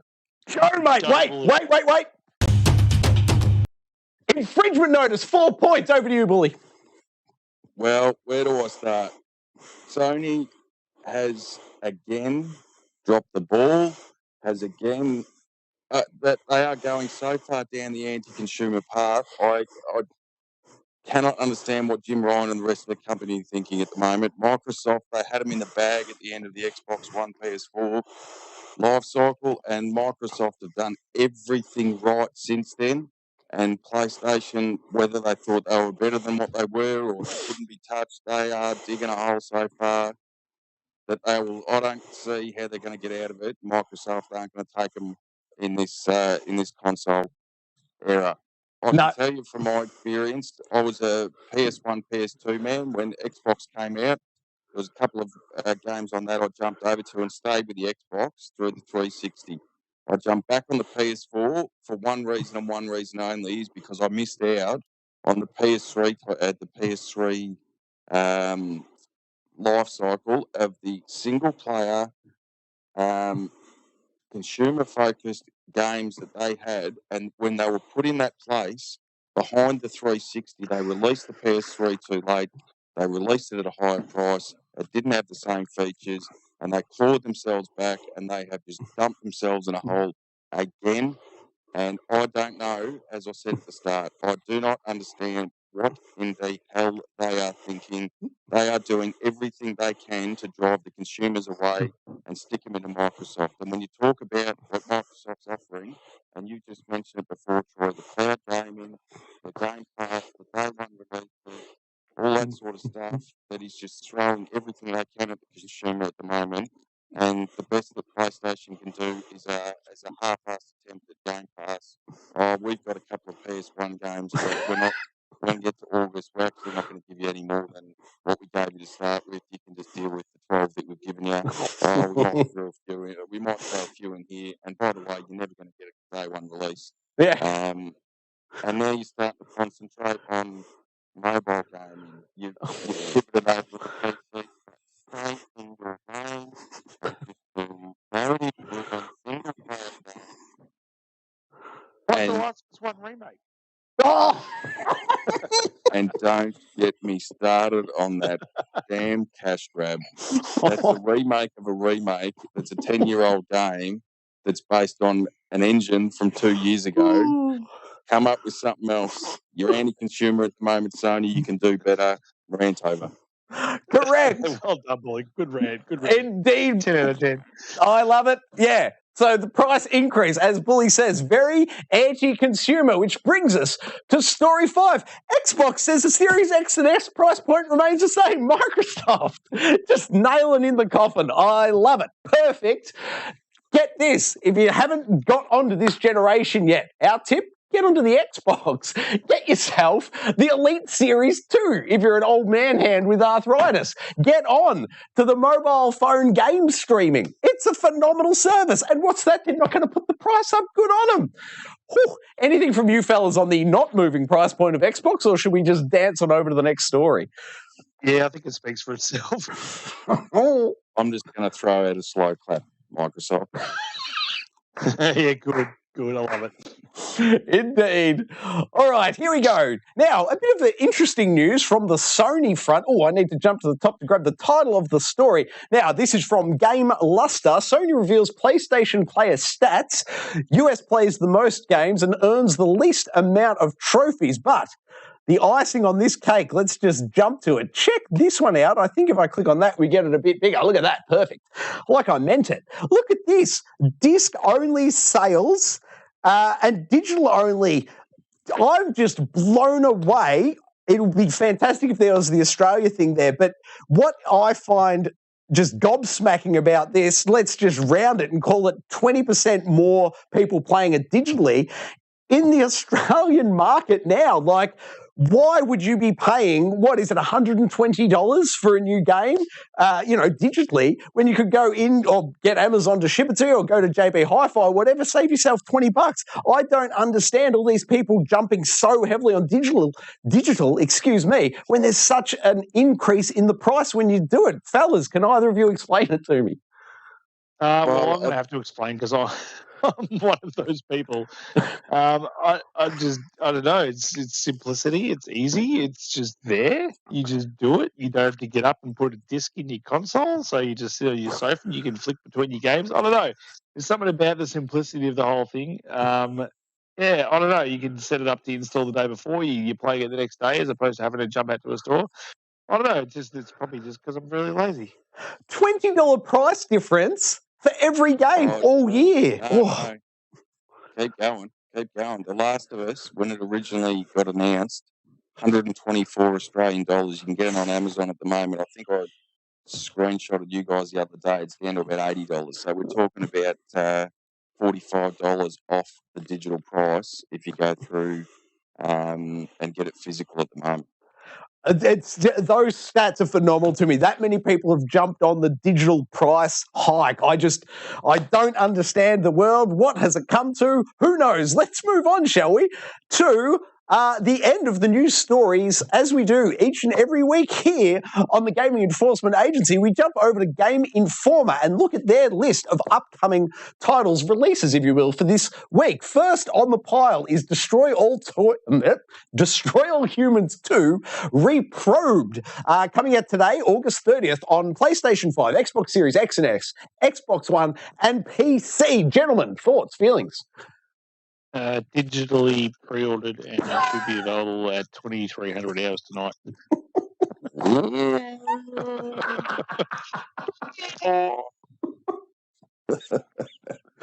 Bully, are you going to be picking this one up, mate? Not a day one release for me. That's I'll kick that can down the road. I've got too much sitting on my shelf at the moment. Would you happen to have a Destroy All Humans physical copy somewhere in your collection, do you reckon? I have the first one of the remake, yes, the physical copy. Beautiful, mate. Maybe fire that one up for the time being. Next up, we have Immortality coming to the Xbox Series X and S, PC, iOS, and Android. Once again, an August 30th release. I have no idea about this game. Unkie Dunkie, can you tell me anything by chance? I know IGN just gave it an 8 out of 10. Okay. Bully, any thoughts from you? Yeah, I think it's a mystery type game that's it's almost like an interactive movie where you've my loose understanding at the moment, the way it sort of plays out is there's a movie actress. She filmed 3 movies over a 30-year period. There's the associated press junkets and stuff that go with it, and she's mysteriously disappeared.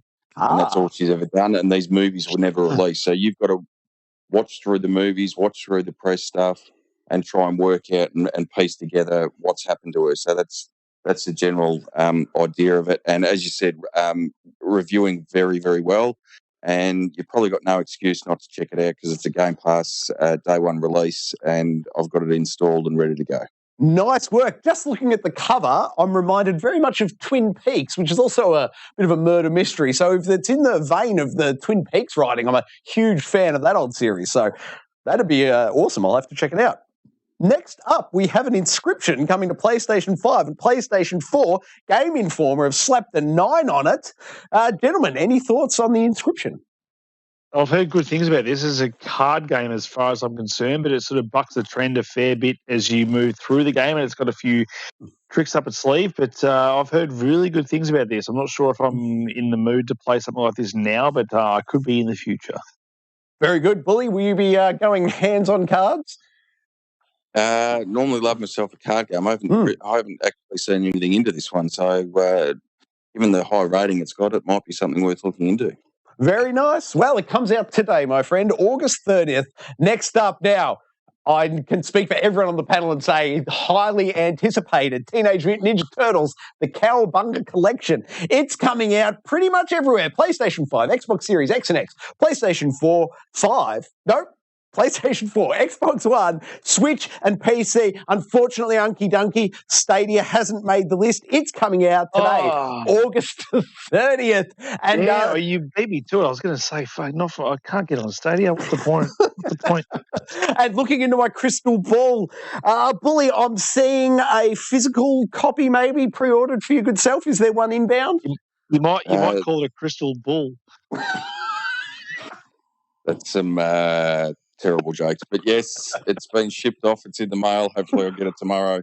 And from what I've seen, it's been hailed as probably one of the best collection of old games that's been put together in a long time. There's artwork that goes with it. There's screenshots from the TV show. There's music from each of the games you can play. There's the stop rewind feature that we've sort of come to expect with that sort of stuff. It is along with the 12 games that are on there. So anyone that's even got a passing interest in the Turtles, I think this is almost a must play. And I'll just throw it out there. They haven't listed iOS and Android, but of course it's on the Xbox Series X and X. So with xCloud, you could be streaming it from your home console straight to your mobile phone if you were so inclined. Another August 30th release. Has anyone looked at the trophies / achievements for this? How exciting is it? I haven't, but I'm going to have to get us to move along pretty quick because I've got 17% left on my phone battery. Whoa! Let's go with it. All right, then. Tiny King, next up. PlayStation 4, Xbox One, Switch, PC. Anyone? Nothing. Moving on.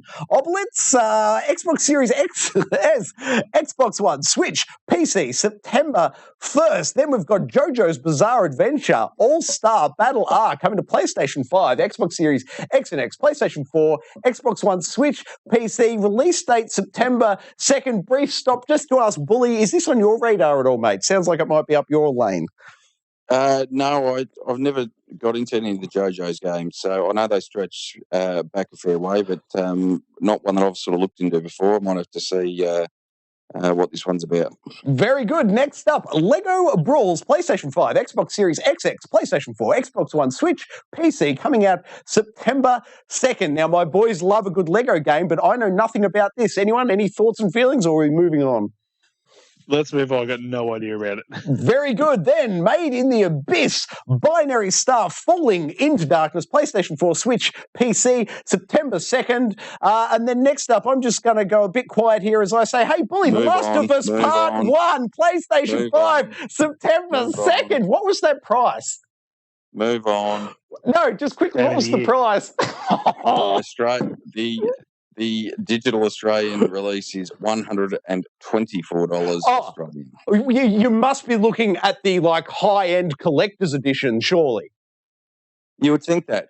I would. Unfortunately, it's the bog standard remake of a remake with a 2-year-old engine. Oh my God, thank God. That's the end of the news, and you all know what that means. It's time for everyone's favourite segment. That's right. It is... Who will fight? Who will fight? Unky Dunky. Come on, mate. Who's fighting this evening in the standoff? Mate, who's fine? We've got, we are back from the dead this week, so we are asking you which game franchises should come back from the dead, and should it be a new or next in the franchise? First up is Splinter Cell. One quick reminder, I'll jump in. Splinter Cell, currently you can get the trilogy on the Xbox 2214. Sorry, Unky, back to you.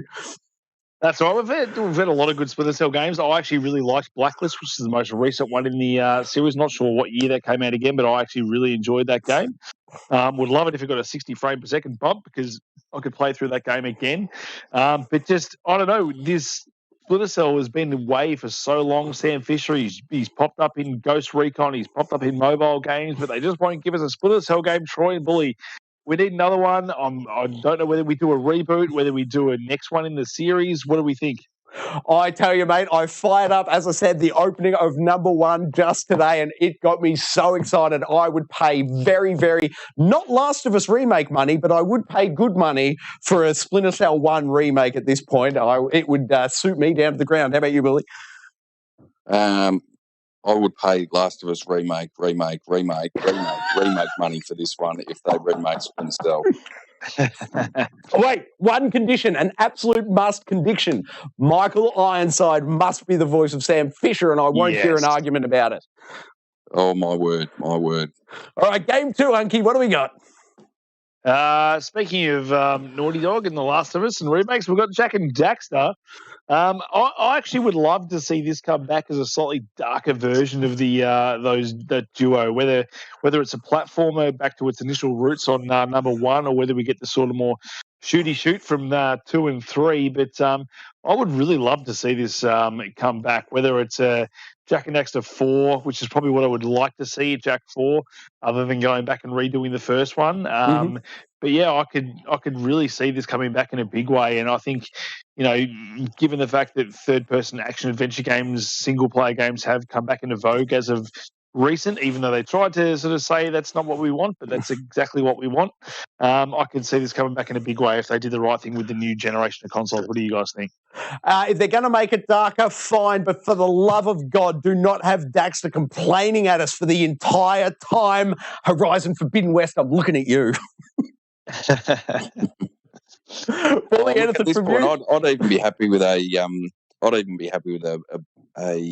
Toys for Bob style remake with Spyro and the first 3 Crash games. I reckon if they were put to work and jazzed it up for the new consoles, I'd take that at this point. I can't really see Naughty Dog jumping back into the Jack and Daxter waters, so I think that's probably the best we'd get with that one.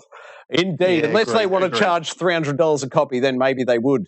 All right, game 3 this evening. Looks like Sleeping Dogs to me, Unkie.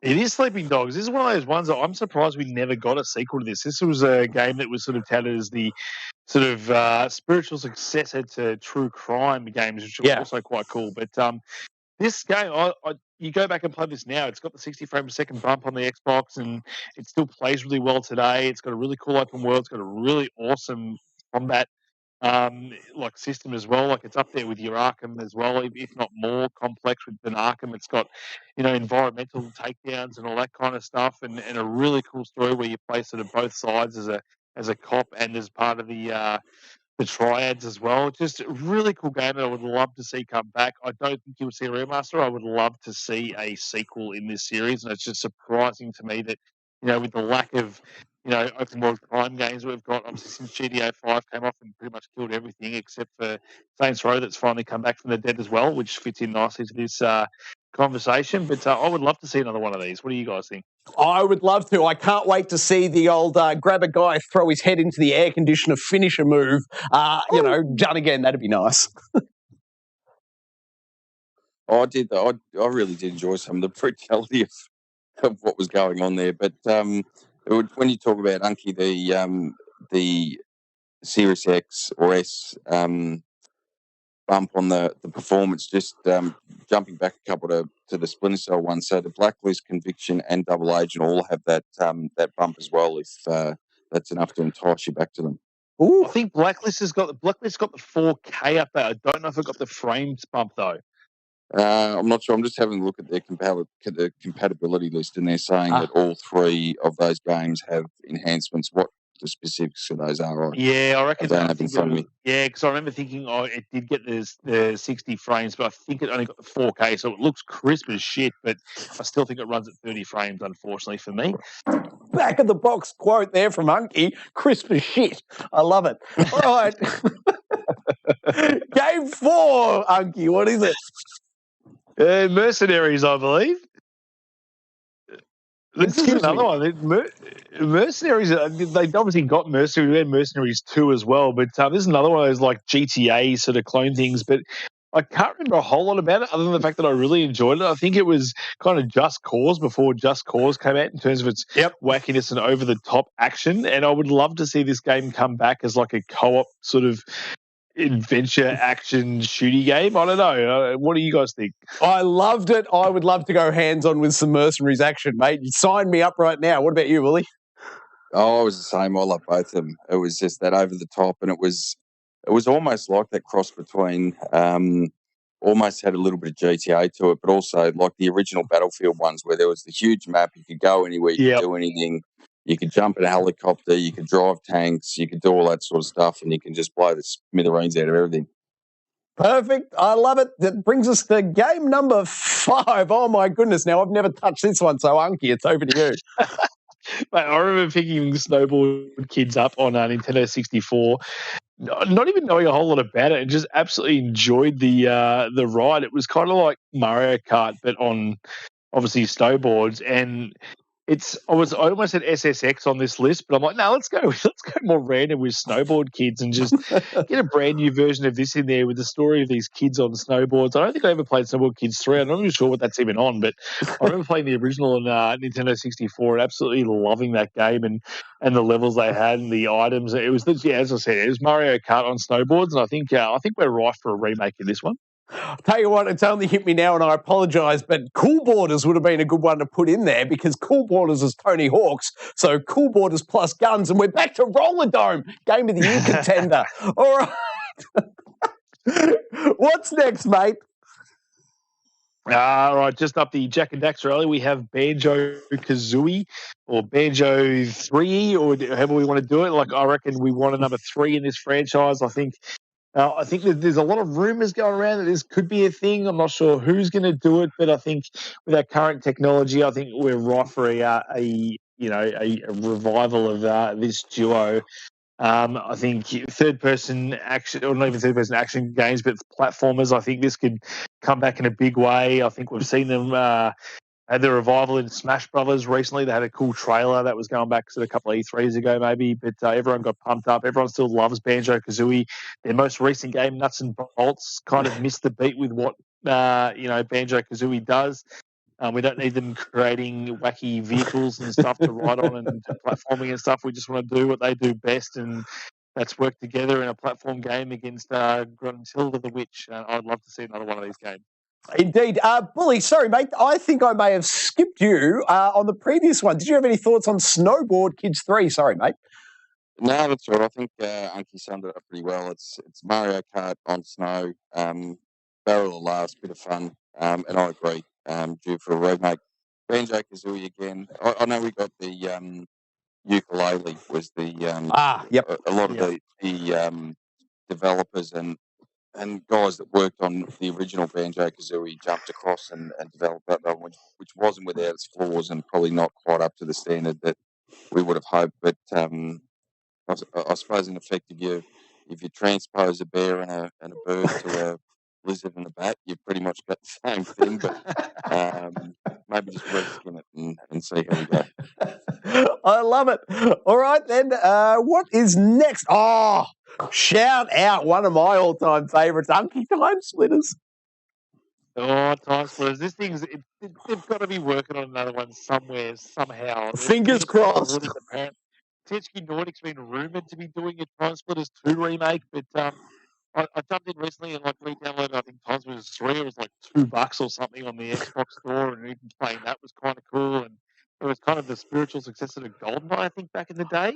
Yeah, right. As well. There was sort of, it's got that cool art style, the cartoon art style, and the different time frames. I think you can really work a really cool first-person shooter around this today.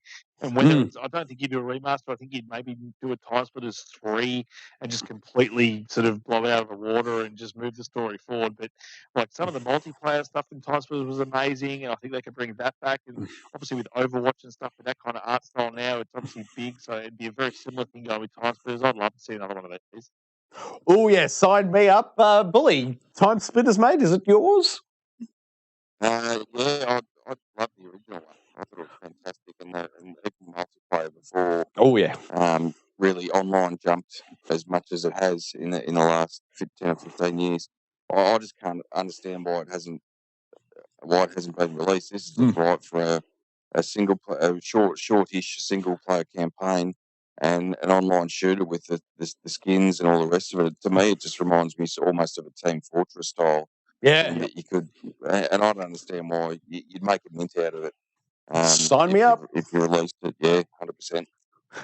Perfect. All right, then. The next one on the list, Unkie. It's very vicious looking. Was Cliffy B involved, if memory serves? Cliffy B, mate, the makers of Gears of War brought this game out, and it is such a cool game. I've reinstalled it recently. It's got that 60 frame per second bump. You can actually play the main game as Duke Nukem himself, if you like, as well, with the downloaded DLC, which is quite cool. For this game, I remember finishing the campaign, and they set it up for a sequel perfectly, and we never got it. And it's a shame because such a cool first-person shooter with cool mechanics and cool scoring systems, and just the gore, the overtopness of it, the art direction of the whole game, I think is really well done. And I just cannot believe this game never got a sequel. I agree with you, mate. And for those viewing at home, if you've got a PlayStation Plus Deluxe tier available, you can pick up Bulletstorm. It's included in that library somewhere in one of the millions of pages. Bully, what's your Bulletstorm feelings? Or bully storm stories. Oh, God, they're getting worse. It's getting late. You're getting tired. They're getting worse. No, I never played the original one, so I'd have to leave it with you boys. Pick it up on... Bully, do yourself a favour. Get it. PlayStation Plus, mate. I know you're a subscriber. Download it. Check it out. It's worth the... Ooh, I'm going to go out in the limb and... No, I'm not going to guess the gigs. No, I was just looking on the PlayStation Plus where we were talking before, and the Mafia games are there on there, so I can leave me a physical copy in the shrink wrap, and I'm already downloading the remake of the first one. Perfect. Well, add Bulletstorm to that download queue, mate. It should be on there. Then next up, Army of Two. Now, I had some very fond memories of the Army of Two franchise. Unkie. I love this. I think I didn't fall in love with it until the sequel. I can't remember what Army of Dead 2 was called. The 40th yeah. day or something. Yeah, something like that. That sounds right. But I remember playing, I can't remember who I played it with, but we definitely played co-op. I played co-op with someone and just absolutely loved it. And I would love another one of these games when you call it Army of 3, Army of 4, whatever you want to do, because you'll be able to play with more players these days. But like, it just had a cool attitude about it. Like, Yeah. the whole back-to-back stuff where you go back-to-back and have that full movie moment where you're taking on guys back-to-back in slow motion. And is that what I'm blanking on her name? But the chick from Labyrinth did the Requiem for a Dream film, and at the end, does she go back to back? Yeah, I reckon she does. Yeah. Anyway, I was a big fan of the Army of Two franchise. What about you, Bully? I was the opposite. I enjoyed the first one, not so much the second one. But I think this is in the mold of probably 3 or 4 games on this list. It's that early to mid 2000s. I guess almost the video game archetype of the time of big tough over the top boys, guns, shooting, all the rest of it. And for some reason, we just as an industry just seem to have gone away from a lot of that over the last probably 5 or 6 years. Unfortunate, they were fun times. I agree. They were just mindless sort of B-tier type games that were just fun to play. You didn't have to invest a lot of time or energy or thought process in them. They're just good fun games. And now it's not on this list, but that's up there with 50-cent Bulletstorm. Blood in the Whatever Sand. It was called. Blood in the Sand, that's the one. God, I love that game. Such a good game. Bully, now tell me, do you have a physical copy of Blood in the Sand? Because, mate, that'd be worth a pretty penny these days. I don't think I do. Look into it. I would love to know if you had it next week. All right. Oh, wait, Bully, did you know? Yeah, we did cover it off. All right, so the next one. This is mine. This is all mine, boys. Get back. I am dying for a Rock Band 5. Give it to me. To this day, not a week goes by that I'm not firing up Rock Band and getting my plastic guitar fun on. Oh, God, I love Rock Band. Bully, what are your thoughts on the musical rhythm games? Oh, I love the original ones. I reckon that was almost the big party game. I think it was I was sort of mid-20s at the time, and you'd all go and rent a house out for the weekend. Someone would bring the drum kit down and the guitars down and the microphone, and you'd have a few beers and you'd just start playing the songs and jumping on that, and it got everyone in the house involved, and it was just a great bit of fun. But I don't know. This is probably, I reckon, the least likely on the list, given that they relaunched it back in, 2014 or 15, whatever that was. 16, I think. And funnily enough, both Rock Band and Guitar Hero tried to relaunch within the same 2 or 3 month period, and both bombed abysmally. So I think, unfortunately, that's probably the end of the old plastic musical instruments. I got to say, mate, I am still at least once a month. I'm at least once a month dropping between $10 and $20 on DLC for Rock Band 4. I am still propping up these guys. I cannot get enough of Rock Band, and god damn do I want another one. Give it to me now, pretty please. Unkie, your Rock Band history, mate? No, I don't have any Rock Band history. Like, obviously, and I know that I initially had Guitar Hero on this list because that was my sort of, foray into these sort of musical games. And I played a lot of Guitar Hero back in the day. But, they're pretty much one and the same, essentially, when it comes to what you're doing. It's a rhythm-based game. And I think Beat Saber and stuff like that's probably stolen its thunder in more recent times in terms of that kind of stuff. But, yeah, I can see the fun in bringing this back, and the problem we're going to have, obviously, is how much space you need and time and getting people together and the amount of different instruments and stuff you need to actually have and get into your foray of things to actually make this work. But, yeah, I could see there being a market for it. I just don't know how many people are going to pay for all the things that accompany it. Well, Do it in VR. I've got 1, 2, 3, 4 guitars. I've got the electronic drum kit. I've got 6 microphones over there. I've got all the room you could want in the studio. Boys, come on over. If nothing else, we can fire up some Rock Band 4 and shit, we can have some fun. Bring as it long back, as I've got please. as long as I've got lead vocals. Oh, believe me, mate, I can't sing for anything. Get me on that guitar, though. Lead guitar, it's all mine. Out of the way. Bully, what instrument are you grabbing when you're in here? I'm going to fight you for that microphone, Unkie. Oh, you can take the microphone. I can't sing for shit. I'll take the drums. Perfect. You've got the arms for it, Steve.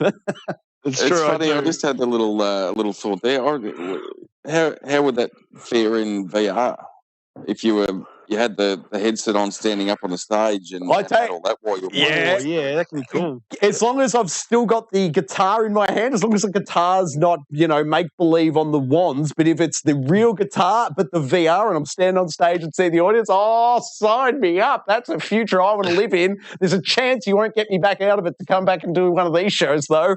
Ooh, I might live there permanently. All right.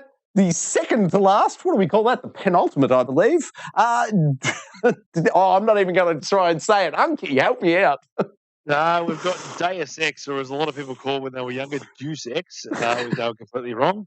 I've played all the Deus Exes. I remember playing the very first one. I think it was on PC back in the day, and then I played number 2. I played the more recent Mankind Divided, or whatever it was called.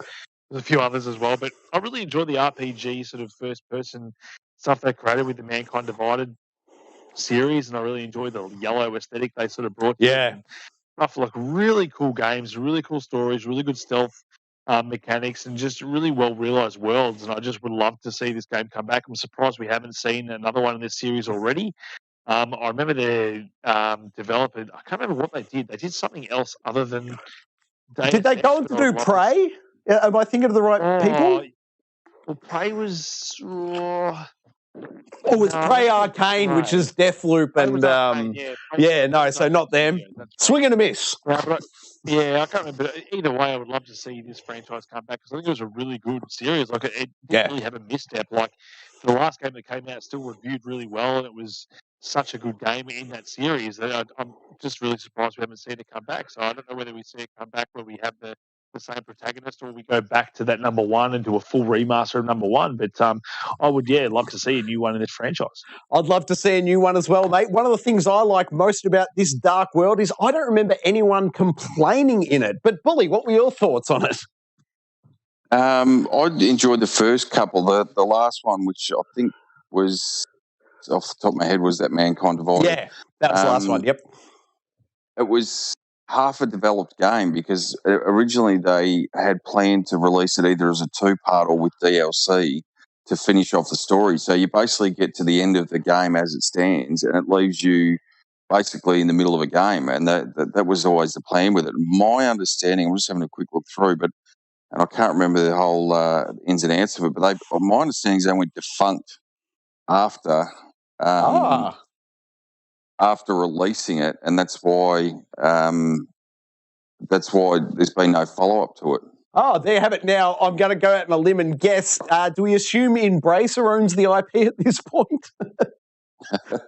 Probably. Embracer, throw some money at it, bring it back. All right, then. Sorry, Unkie. Yeah, no, we rounded everyone up on that one. Good one. All right, the final one of the evening, Mr. Kojima himself, Metal Gear Solid. Unkie. Oh, this is like, I would love to see a new Metal Gear. Like, I don't think we need to want a remaster of the first one, because we sort of have that. We've sort of had that with the GameCube version that came out of the first one. I would love to see a brand new Metal Gear done by Kojima. It's obviously not going to happen, because he's working on either Death Stranding 2 or something else, or one of the say he's doing 2 things. Apparently, he's got a podcast coming out soon that's going to be in English as well, by the looks of things. That's a whole other story. No, I would love to see a brand new Metal Gear. Metal Gear 5, just as good as the gameplay was, I wish that story was finished. I would love to see another tight campaign espionage game in the Metal Gear series, probably more so than any other game on this thing, which is, I'm sort of showing my hand here a little bit with what I want to see. But I would love to see a brand new Metal Gear. Obviously, I went back and started playing Peacemaker, as I said, earlier just to get that hit of Metal Gear, and even that was sort of doing it for me for an older game. But what do you guys think? I love it. I would love another Metal Gear. I'm a big fan of the franchise. Bully, yourself? I'm the same, but I'd probably take two parts of it. If it's going to stay with Capcom, it was Capcom, isn't it? It was, yeah. Konami. Sorry, Konami. Oh, so, Konami. Yep. If it's going to stay with them, can you give us a full PS5 Xbox Series remake version of Metal Gear Survive? Well, yes, Metal Gear Survive. Unheralded, unfairly criticised in my Unfairly, yeah. Give us a remake of the entire series up to date. I'd settle for that for a starting point, but I think going forward, I don't see how Konami can continue the franchise without Hideo Kojima attached to it. No, they can't. They clearly can't. Which, most of the little quirks and the genius, I think, is the word you're looking for. And well, not even that, but even little things like how, different ways he used it, especially in number 5, the way he used the environment and stuff like that he's put in there, which I don't think anyone else at Konami could do. So I can see the only really way going forward is if Kojima decides to either it's released by Konami to, say, PlayStation, or to Kojima to continue the story, or Kojima just starts up his own separate game title with similar themes and a similar story, but basically, starts from scratch again. And whether he's got that in him, I don't know.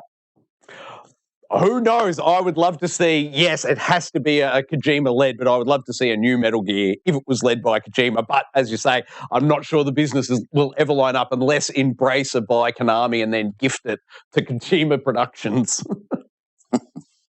I don't think that's going to happen, but that is the end of the nomination list. Now, Unkie Dunkie's already tipped his hand here. He's going for Metal Gear. Myself, back to number 1 for me, Splinter Cell, all the way. As much as I love Rock Band, if I had to pick, it'd be Splinter Cell. So, Bully, where's your vote landing? Oh, I think you know where I'm at with this, and you're already sitting on the screen with it. Splinter Cell, give it to me. It's been dearly missed. Go back to what the original providers, which was an amazing story, amazing gameplay, and just enough with the teasing and the inserting characters in other games and little snippets here and there. Just give us the game, please. Hey, did you know for $22.14 you can buy the original trilogy right now on Xbox? I didn't know. How's this come to light? Oh, it's news fresh off the Geek Aloud desk. Unkie Dunkie, it's 2-1 currently. Are we going to shift you over, or are we ending on a split decision here? No, definitely not a split decision. I was already swinging my vote, even though I tipped my hand towards Metal Gear. I go back and I look at Splinter Cell and go, that's essentially what I want out of a new Metal Gear anyway, so it's Splinter Cell all the way. Tom Clancy's Splinter Cell, a winner is you for this week's Standoff. That concludes, of course, the Standoff, which brings us now to the 4th and final segment. Unkie Dunkie, what is happening in that there YouTube chat, sir? Mate, we've had Charlie Morrison in there, Sean Gaines. Hey, Charlie. Hey, Sean. Gaming Raptors popped his head in there as well.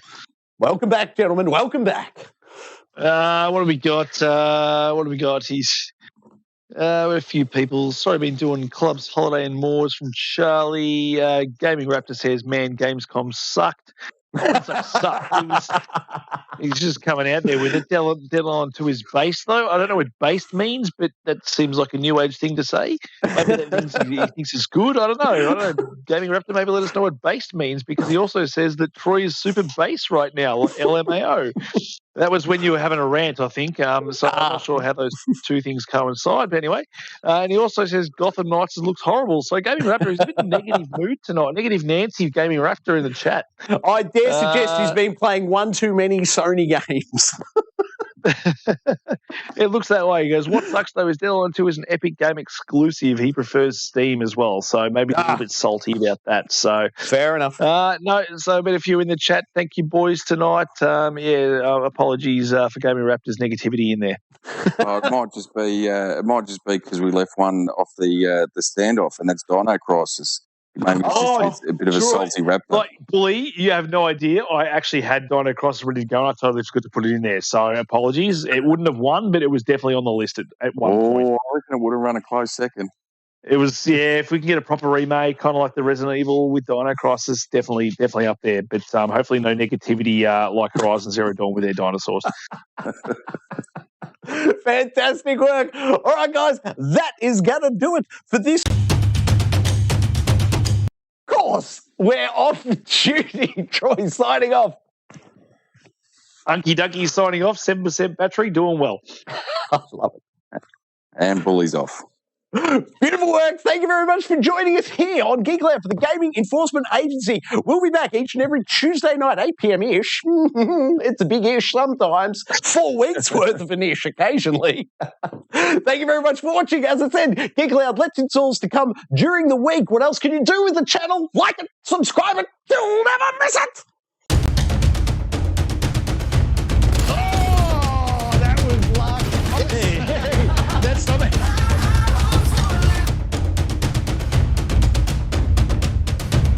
Love everything about it. Ooh. Fire splash! Old Uncle Donkey. Donkey.